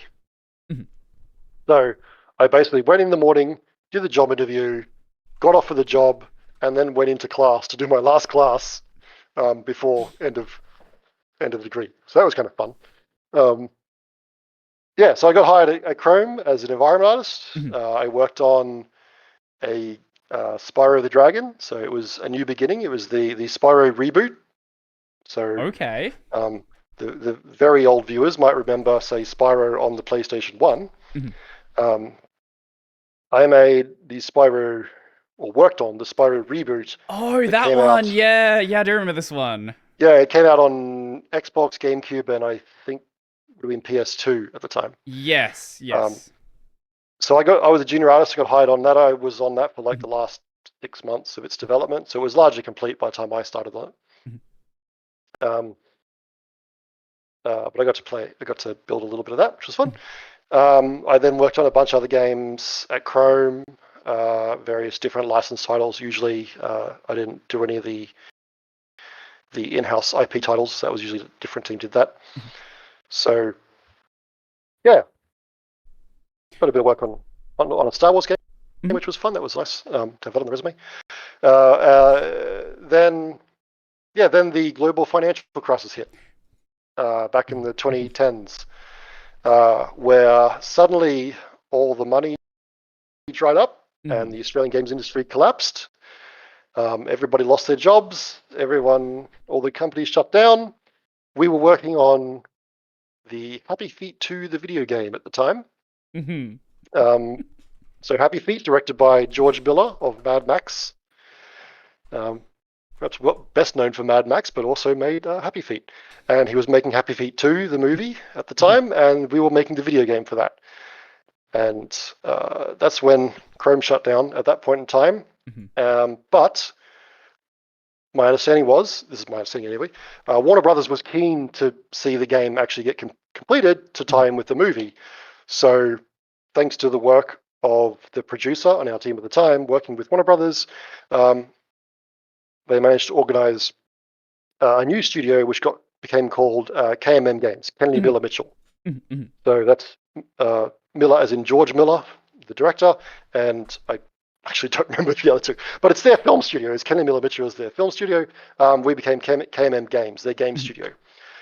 So basically I was kind of in limbo for a week or two until that all got confirmed, and then I came back in and I found myself sitting right back in my same seat at Chrome where I just was 2 weeks ago.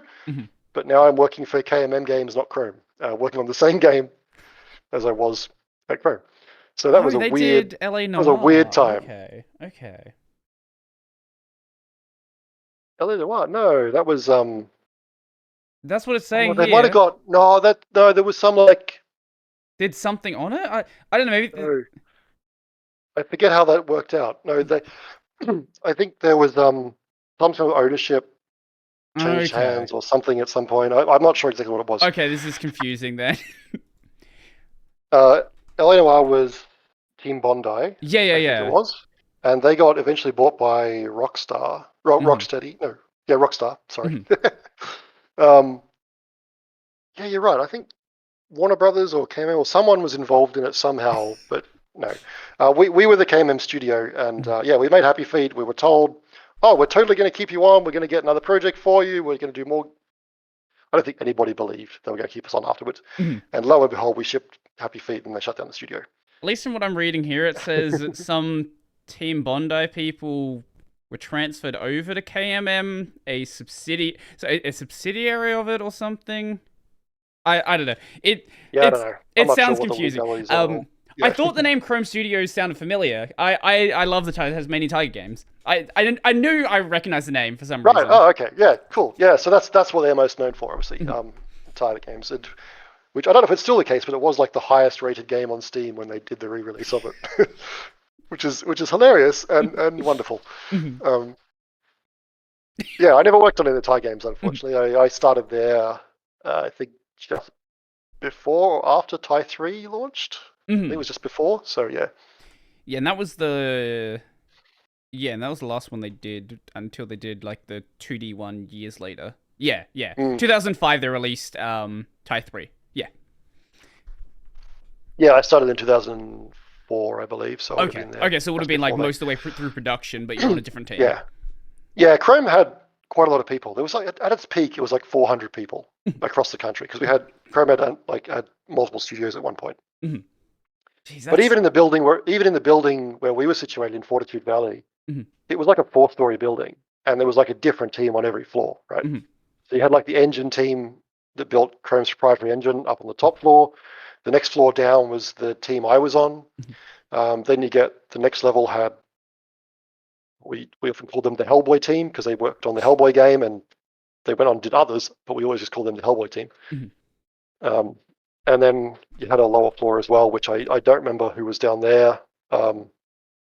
I know Half-Brick was down there at one stage before Half-Brick, when Half-Brick was very, very new. Half-Brick made Fruit Ninja and Jetpack Joyride and stuff.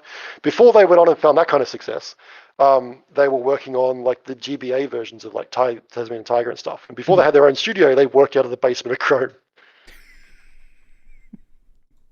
Oh, that's so sad. What happened then? Like I didn't realize how big Chrome was before the global financial crisis. Yeah, it was huge. Yeah, one of the one of the designers there,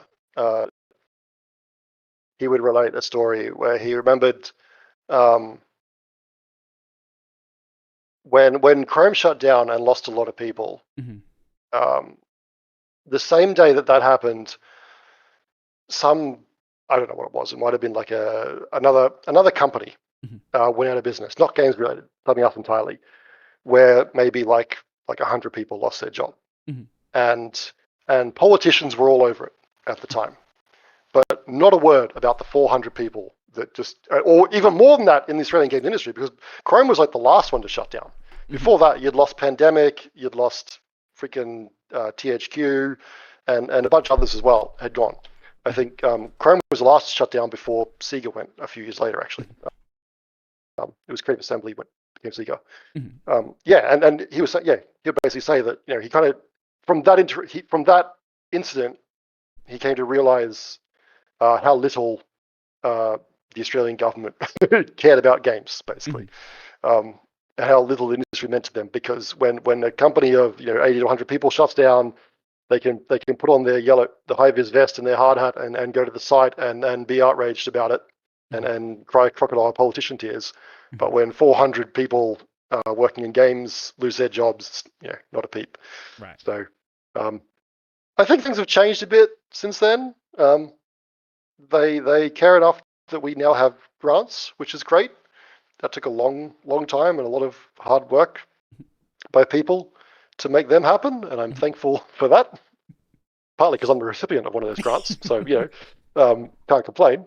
So yeah, definitely things are better than they were, but it still does seem like that. Unless a politician can stand somewhere with a hard hat and a high vis vest, they don't care. Right. So I'm looking Sorry, on that was another tangent, but yeah. No, Yeah, tangents are totally fine. Sorry. Yeah. I'll quickly wrap up the rest of my history then. I went from KMM to Sega, where I worked for about 6 months until they shut down Sega. So that didn't last very long. And that's where I thought, bugger this. I'm done with just getting fired from companies. I'm going to start my own studio. And the next studio that gets shut down, I lose my job from, is going to be my own. So yeah, hopefully that won't happen. But hey, so I taught myself how to program. I made my first game. Also, you were just like an art guy before that. Yes, I was totally environment art. I had dabbled in design in my own time, but hadn't done it professionally. Had never programmed before, and I was actually very worried about it. Okay. I was very worried that I wouldn't be able to do it, because I did a programming semester at university and I understood nothing. Like I did not get it. Right. It made no sense to me. And I was like, I think they gave me like a pity pass, I called it. Like they don't want to fail anyone, so we'll give you like the lowest possible mark just to get you over the line. So when it came to when I thought, okay, the tools now, because Unity was just becoming quite big at the time. Unreal wasn't really at the point where it was viable as an indie at that point, as a solo indie.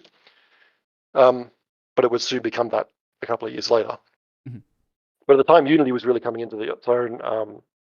C# I had heard was fairly easy to learn, and there was also a lot of visual scripting tools and stuff available as well. So I thought, okay, I can at least try this, and so I did some online courses to try and learn C# programming, and I actually found it actually not that bad Yeah, and quite you realize intuitive. quickly that And the issue like, was how it was yeah, being taught to you, not the. exactly. That's exactly what it was. And what I realized, like back at uni, they were basically teaching us pseudocode, where we'd have to we'd write out in pseudocode what we wanted the functions to do, and it made no sense. I did not get it, and even to this day, I don't do that. It's like, no, I just write the code, yeah.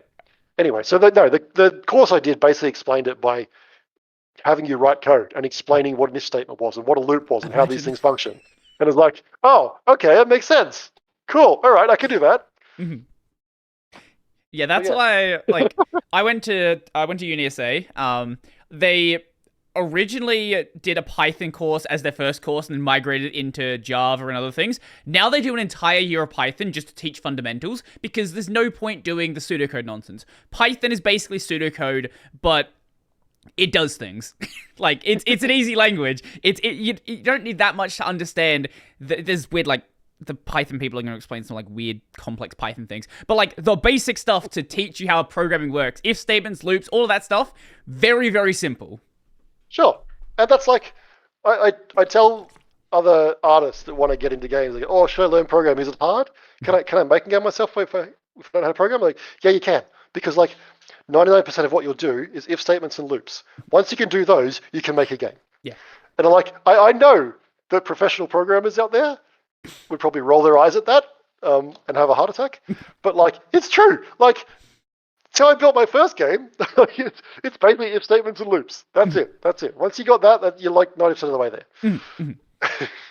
So that first game, that is the Eyes of Ara, yes? Yes.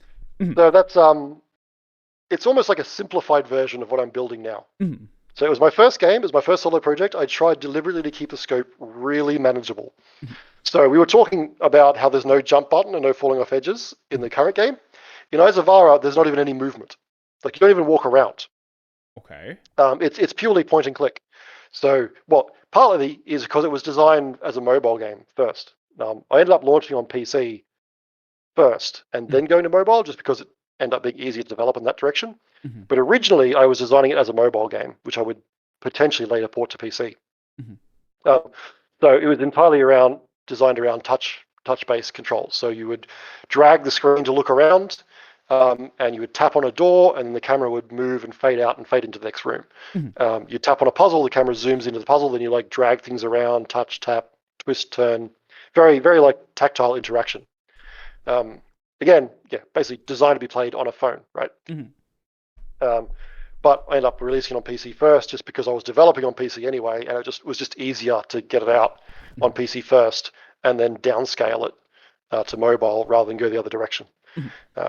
But as a result, a lot of the design sensibilities of the game were catered around that. But it also, I chose that path because I wanted to keep it simple for myself. Because again, I wasn't a programmer. I was learning how to program as I built the game.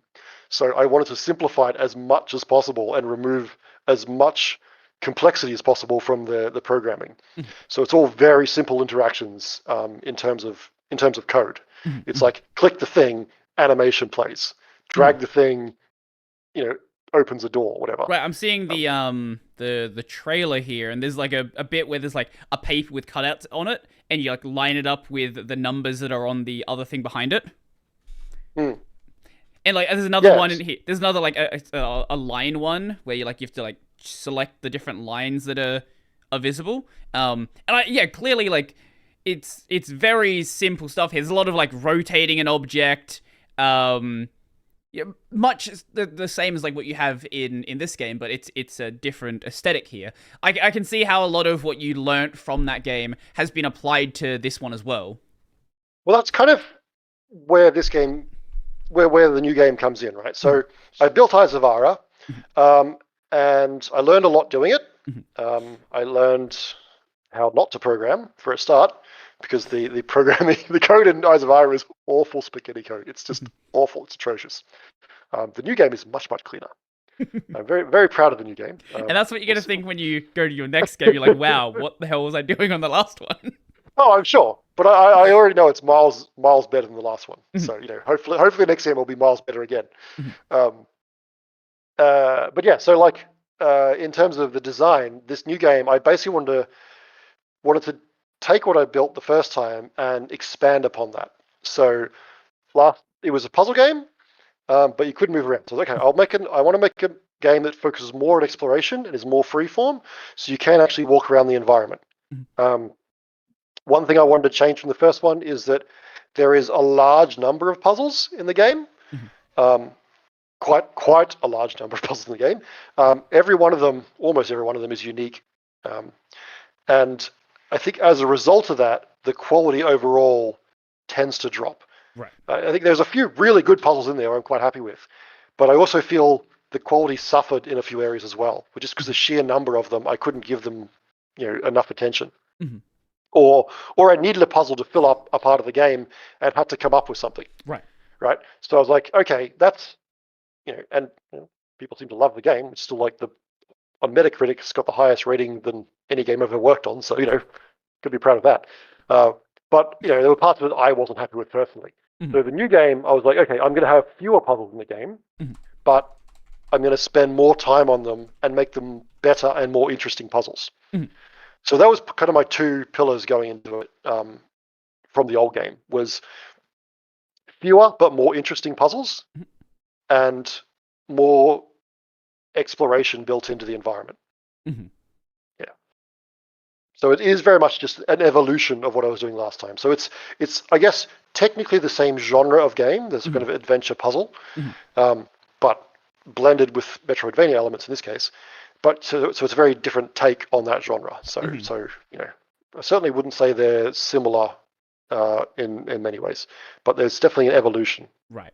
So does this mean your next game's going to have a jump button and you're going to have platforming puzzles? It might. No promises. Maybe. We work on one dimension at a time. Right. No, I think that's a good way to do it. Instead of trying to, you see a lot of indie game devs where it's like, hey, I want to make a game. What do you want to make? Oh, an MMORPG. It's like, no, stop. Don't do that. Don't. Yeah. I mean, even this game is too big. Like, it was supposed to be smaller than Ides of Ara. It's shaping up to be larger and take longer, which was the two things I didn't want to do, but here we are. So, I'm terrible at estimating scope. Everyone's bad at it, especially if you've never done it before. So, yeah, do not make an MMORPG. You will not finish it. I'm making what is supposed to be a 6-hour exploration puzzle game, and it's already taking me close to 3 years and ongoing. So, go small, people. Right. Go small. Yep. And then cut it in half. And half again. So what has been the response you got at AvCon? Like, obviously, people can't really comment on the audio because they couldn't hear it. But from the game itself, how did people respond to it? Did people notice any issues that you didn't know about? Or was that demo you had fairly polished for being at a con like that? So the response was pretty much what I expected, which is to say people like the demo, which is great. They like it, they play it, and they go and wishlist it, which is fantastic. That's what I want them to do. By the way, for your listeners and viewers, the demo we're talking about is up on Steam as well. Oh, awesome. So you can actually download and play it at home. And as I mentioned, it was designed as a trade show demo, so it's quite short, and everything as we discussed. It's not an ideal Steam demo. I am planning on putting out a longer, more in-depth Steam demo in the future, which will be a better experience for playing at home. But if you do want to check out the game that was at the show, either come along to PAX at the end of the year, I'll be there, or check it out on Steam and give me a wish list. Right, so what do people take back from? So they like it, which is great. Didn't really find any bugs or issues in the main demo because it had been fairly well tested at that point. I took it to PAX.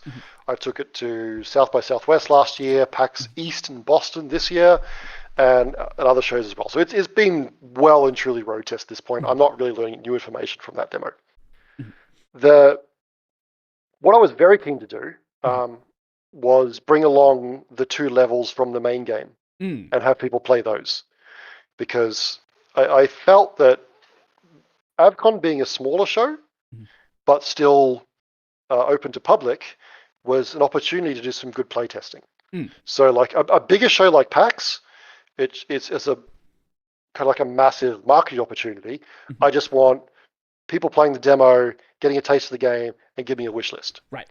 But for a smaller show, where there's first of all there's less press there, there's less attendees there, there's less PR opportunity involved. That doesn't really have a big impact on the number of wish lists in the end. Like if you look at the Steam wish list chart, it's like this tiny little blip from AvCon. It's like nothing. So I kind of anticipated going in, the value I would get out of AvCon wouldn't be in trying to promote the game. It would be in potentially in playtesting the game. Right. So I brought along, in addition to the Steam demo, I brought along 2 levels from the main game that I could have people play test. And they were much longer. They took like 30 to 40 minutes to play through. So it really was a time commitment for people to sit down and play. Some people played through all 3, which is fantastic. They must have loved it.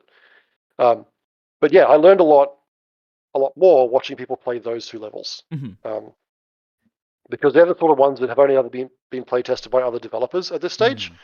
So I already knew where most of the issues were, but it was good to just get the general public playing it, people who potentially never played the game before, coming at it with fresh eyes and sort of seeing where the stopping points are with that, what works, what doesn't, that sort of thing. Right. So I took a bunch of notes, got home, and yeah, I made changes to it basically as a result. So yeah, I already made some adjustments to the levels and whatnot based on what I saw people getting stuck on or feedback and stuff from that. So that's like really good. Some weird issues maybe with puzzles being confusing initially, I guess. They're mostly to do with the level design. So there were two environments to playtest. One was still very much in grey box format. Right.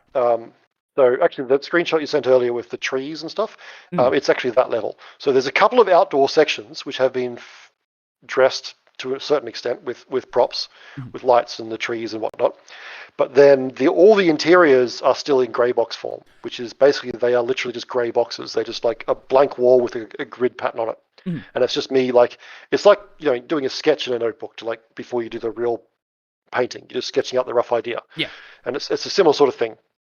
You may have seen screenshots online of Valve's prototype levels where for Half-Life and stuff where they're basically orange boxes and cubes and stuff everywhere. It's the same sort of thing.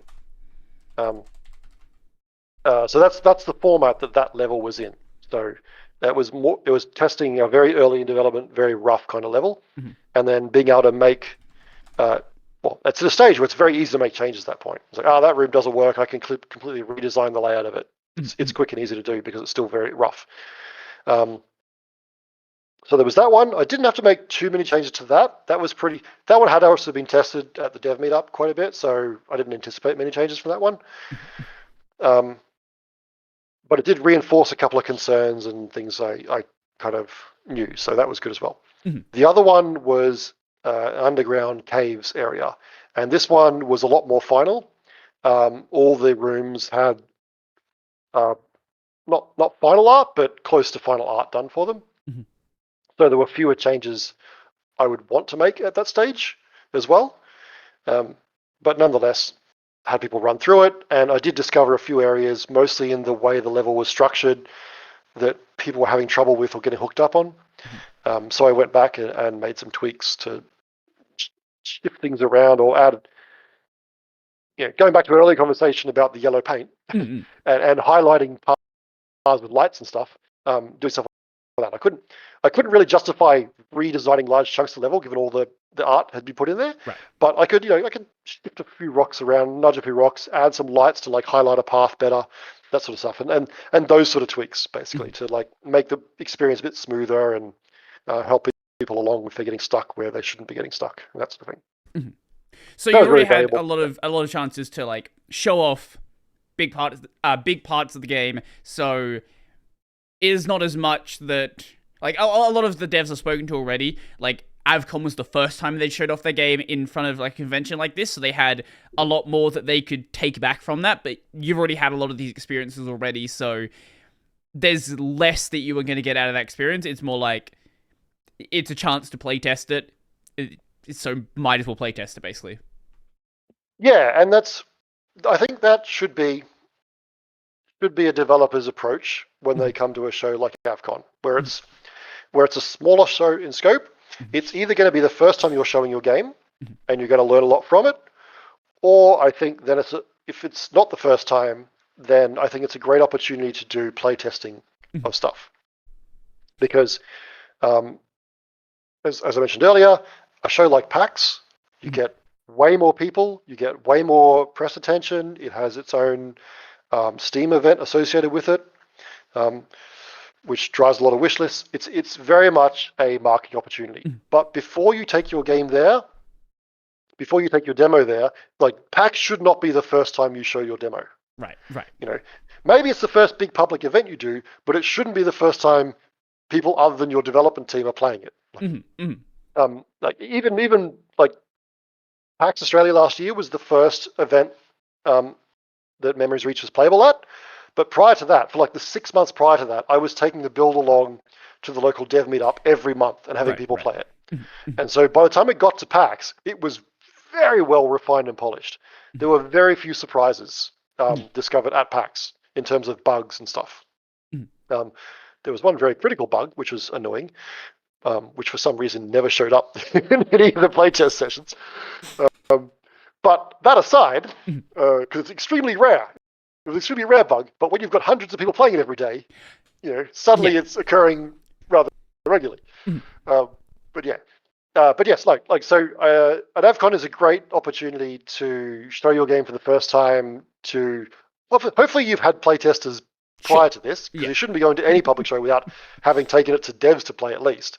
But it's also a good opportunity to playtest your build, refine it, so that in anticipation for a larger show, you can have a much more polished experience. If you're in a position like me, where you've already gone to several shows, then it's a great opportunity to show something new and to get those playtested as well. I think that you get a bunch of gamers coming through that aren't necessarily developers that will give you a different perspective on things, and it's a small enough show that's manageable to have longer demos without people waiting long queues. Whereas at PAX, people line up for games, so you don't want them lining up for a long time, which is why I kept my demo to like 15 minutes to minimize the number of people lining up. But AvCon, like I could have a 30 to 40 minute play session on one of the new levels, and there'd be no one lining up because it's a much smaller show, and there'll be times where there's just no one at the booth, which is a little disappointing, but also, otherwise I wouldn't be able to do it. Well, it's a anime and video game convention, so there's going to be people there who are big anime fans who are never going to show up to that part, and that's why I'm really happy that I think started like 2 years ago. We have like a dedicated game exhibition now in South Australia. We have Sage, the South Australian game exhibition. I haven't gotten a chance to go yet, but it's like fully dedicated games. Obviously, it's a lot smaller than PAX because PAX is this whole like big worldwide thing, but it's more of a focused game development game showcase thing with just indie game devs there, and I'm curious to see how that's going to play out in the local Adelaide scene as well. Cool. Yeah, that sounds good. I did hear about that while I was there. So, that was the first time I'd heard about it at AvCon when someone mentioned it. People asked if I was there. Like, no, I'm not actually from Adelaide. Yeah, they didn't do great marketing for it. So I keep talking to people who like went to AvCon or they like video games, and most people have no idea it happened, no idea when it happens, because it's in like February or something. Okay. Yeah, they just didn't market it whatsoever. So it's an awkward time of year, but yeah. I think I'd like to try and get along to it. I'm not sure I'd get along next year, but maybe. Yeah, it's growing every year, so at some point in the future, if you want to go to another one, then check that out. I probably wouldn't take the game to it, but maybe I would. I don't know. I'm not sure if they take out-of-state games or not, but I'd at least like to just come along as an attendee. Sure, check out what everyone's working on. Like that's one thing I didn't get a lot of chance to do. I never get a chance to do at shows because I'm always on the booth, right? Like as a solo dev, I'm pretty much at my booth 90% of the time. And you're going to drag a friend along. It's like, exactly. If I'm lucky, I can drag a friend along, and usually it's the same friend, and she helps out, which is great. But she's just there to like drop by occasionally if I need a break or whatever. I guess that is more of a problem with coming from out of state as well. If you are coming to something like AvCon, where it's like, now you got to get your friend on like a plane to get over here, unless you got like a local friend to do it. Yeah, Well, I was able to convince her to go because she had a local friend in Adelaide, Mm. which she had been promising to visit for a while and Right. never getting around to. So I kind of guilted her into coming by saying, "You have to visit your friend, you know." So she got a free ticket to the show and sent her friend. And then so she showed up a little bit, helped me out a bit, and then went off and spent the day with her friends. So you know, I got my helper. She got her visit. Everything's good. Well, But no, we're like, I think I would say yeah, go on. I'd like to go to a show and actually be able to play other people's games. So Yeah. AvCon was quiet enough at times on the Sunday towards the end where I could actually just leave my friend at the booth and just go for a wander and check out a bunch of them. So I did actually get a chance to play a bunch this time, which was great. But usually most shows, I don't have a chance to play any games while I'm there. Yeah. So I'd like to go along to Sage and actually see what people in Adelaide are working on and actually get a chance to really thoroughly play them all. Yeah, no, that I can definitely see that being, especially if you're at PAX, right? And you're saying there's lines there, like you can't really disappear from your booth for that long unless you've got like some other people that you can have doing it, and then you don't have anyone there who has like a deep knowledge of the game, so you have make sure they have like an understanding of what's going on. It's like a whole process, I would imagine, to get someone actually like able to man your booth in a way that is reasonable instead of just standing there like looking pretty. Exactly. I mean, like if it's well, my friend has a pretty good knowledge of the game at this point because she's helped me out so much on it. She's done several shows for me, so she's got Okay, it. well that's good then. But even so, like if you're a solo dev, then chances are you're getting friends to help out or something, which means you pretty much have to be there to you have to promote your game, you have to talk to the press, you have to fix if something weird crashes, you probably have to restart it or whatever. Right. So yeah, like if you're on a team, great. Then you can take shifts and you can go wander and look at games while your teammate, like is there to do it. But as I see it, a show like PAX is you're there to work, right? Like your job is to be there and promote your game. And if you have a team, great, because you can take shifts promoting it. But if you're a solo dev, then I think you should not waste the opportunity. You should be there promoting it. Right. No, I take breaks for your own health and well-being, but don't take breaks just so you can wander off and play games. That's that's my opinion. Yeah, no, I get that. Well, we're coming up on the 2-hour mark, so I guess we should probably be wrapping it up. This fly's still bothering me. Let people know where they can find your game, where they can find your previous game if they want to go play that, and anything else you want to direct people to. Oh, yeah, well, you can find both games on Steam. So one of them is The Eyes of Ara. That's EYES. That's also available on Android and iOS and Switch. Oh, nice. And the new game, Memories Reach, first-person exploration-based adventure puzzle cross metroidvania. Are you just reading the Steam page? That sounds interesting to you? No, I'm not. I'm doing it from memory. That's what the first line of the Steam page says. Well, that's because I've freaking given that like one-line pitch like 100,000 times by Fair now. enough. So that's like the one part I remember about the game more than anything else. Right. So yeah, you can find that also on Steam. Memories Reach. Go check it out. Go play the Steam demo. Give me a wish list because wish lists really help, especially as a small indie solo dev. Wish list numbers are critically important. And yeah, my website is 100 Stones. That's 100, the number. 100stonesinteractive.com if you want to check out the webpage, but they'll just link you to Steam in the end anyway. But yeah. And that has all the socials linked there as well, so like the Twitter and other stuff. Yep. Okay. I'm on mostly active on Twitter, occasionally on some of the others. Easy. Nothing else you want to mention? That's pretty much it. Is it going to be any events you're going to be at anytime soon? I'll be at PAX Australia in October, and that's the only one coming up that I know of. I won't be doing South by Southwest this year. That's too much in too short a time. Fair enough. It's now the week after PAX this year. There's not even a gap between them. Jesus. So yeah, okay. Not doing those back to back. Yeah, no. Otherwise, the next big thing that come out will be an extended Steam demo. I don't know when that'll be.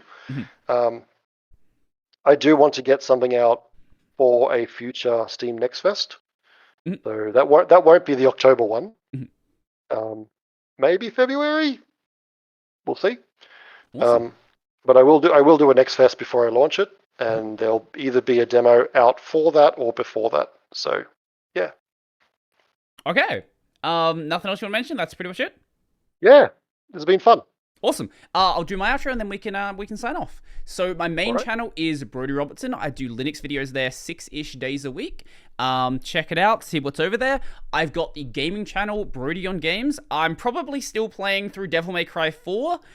What's in the other slot? I don't know. Check it out. This will be out whenever this comes out. Yeah, I don't know. Maybe I'm playing Kingdom Hearts or something. I don't know. Check it out. If you're listening to the audio version of this, you can find the video version on YouTube at Tech Over Tea. If you want to find the audio version, that is Tech Over Tea on all your favorite podcast platforms. There is an RSS feed, so go grab that. It's on Spotify as well. So yeah, I'll give you the final word. What do you want to say?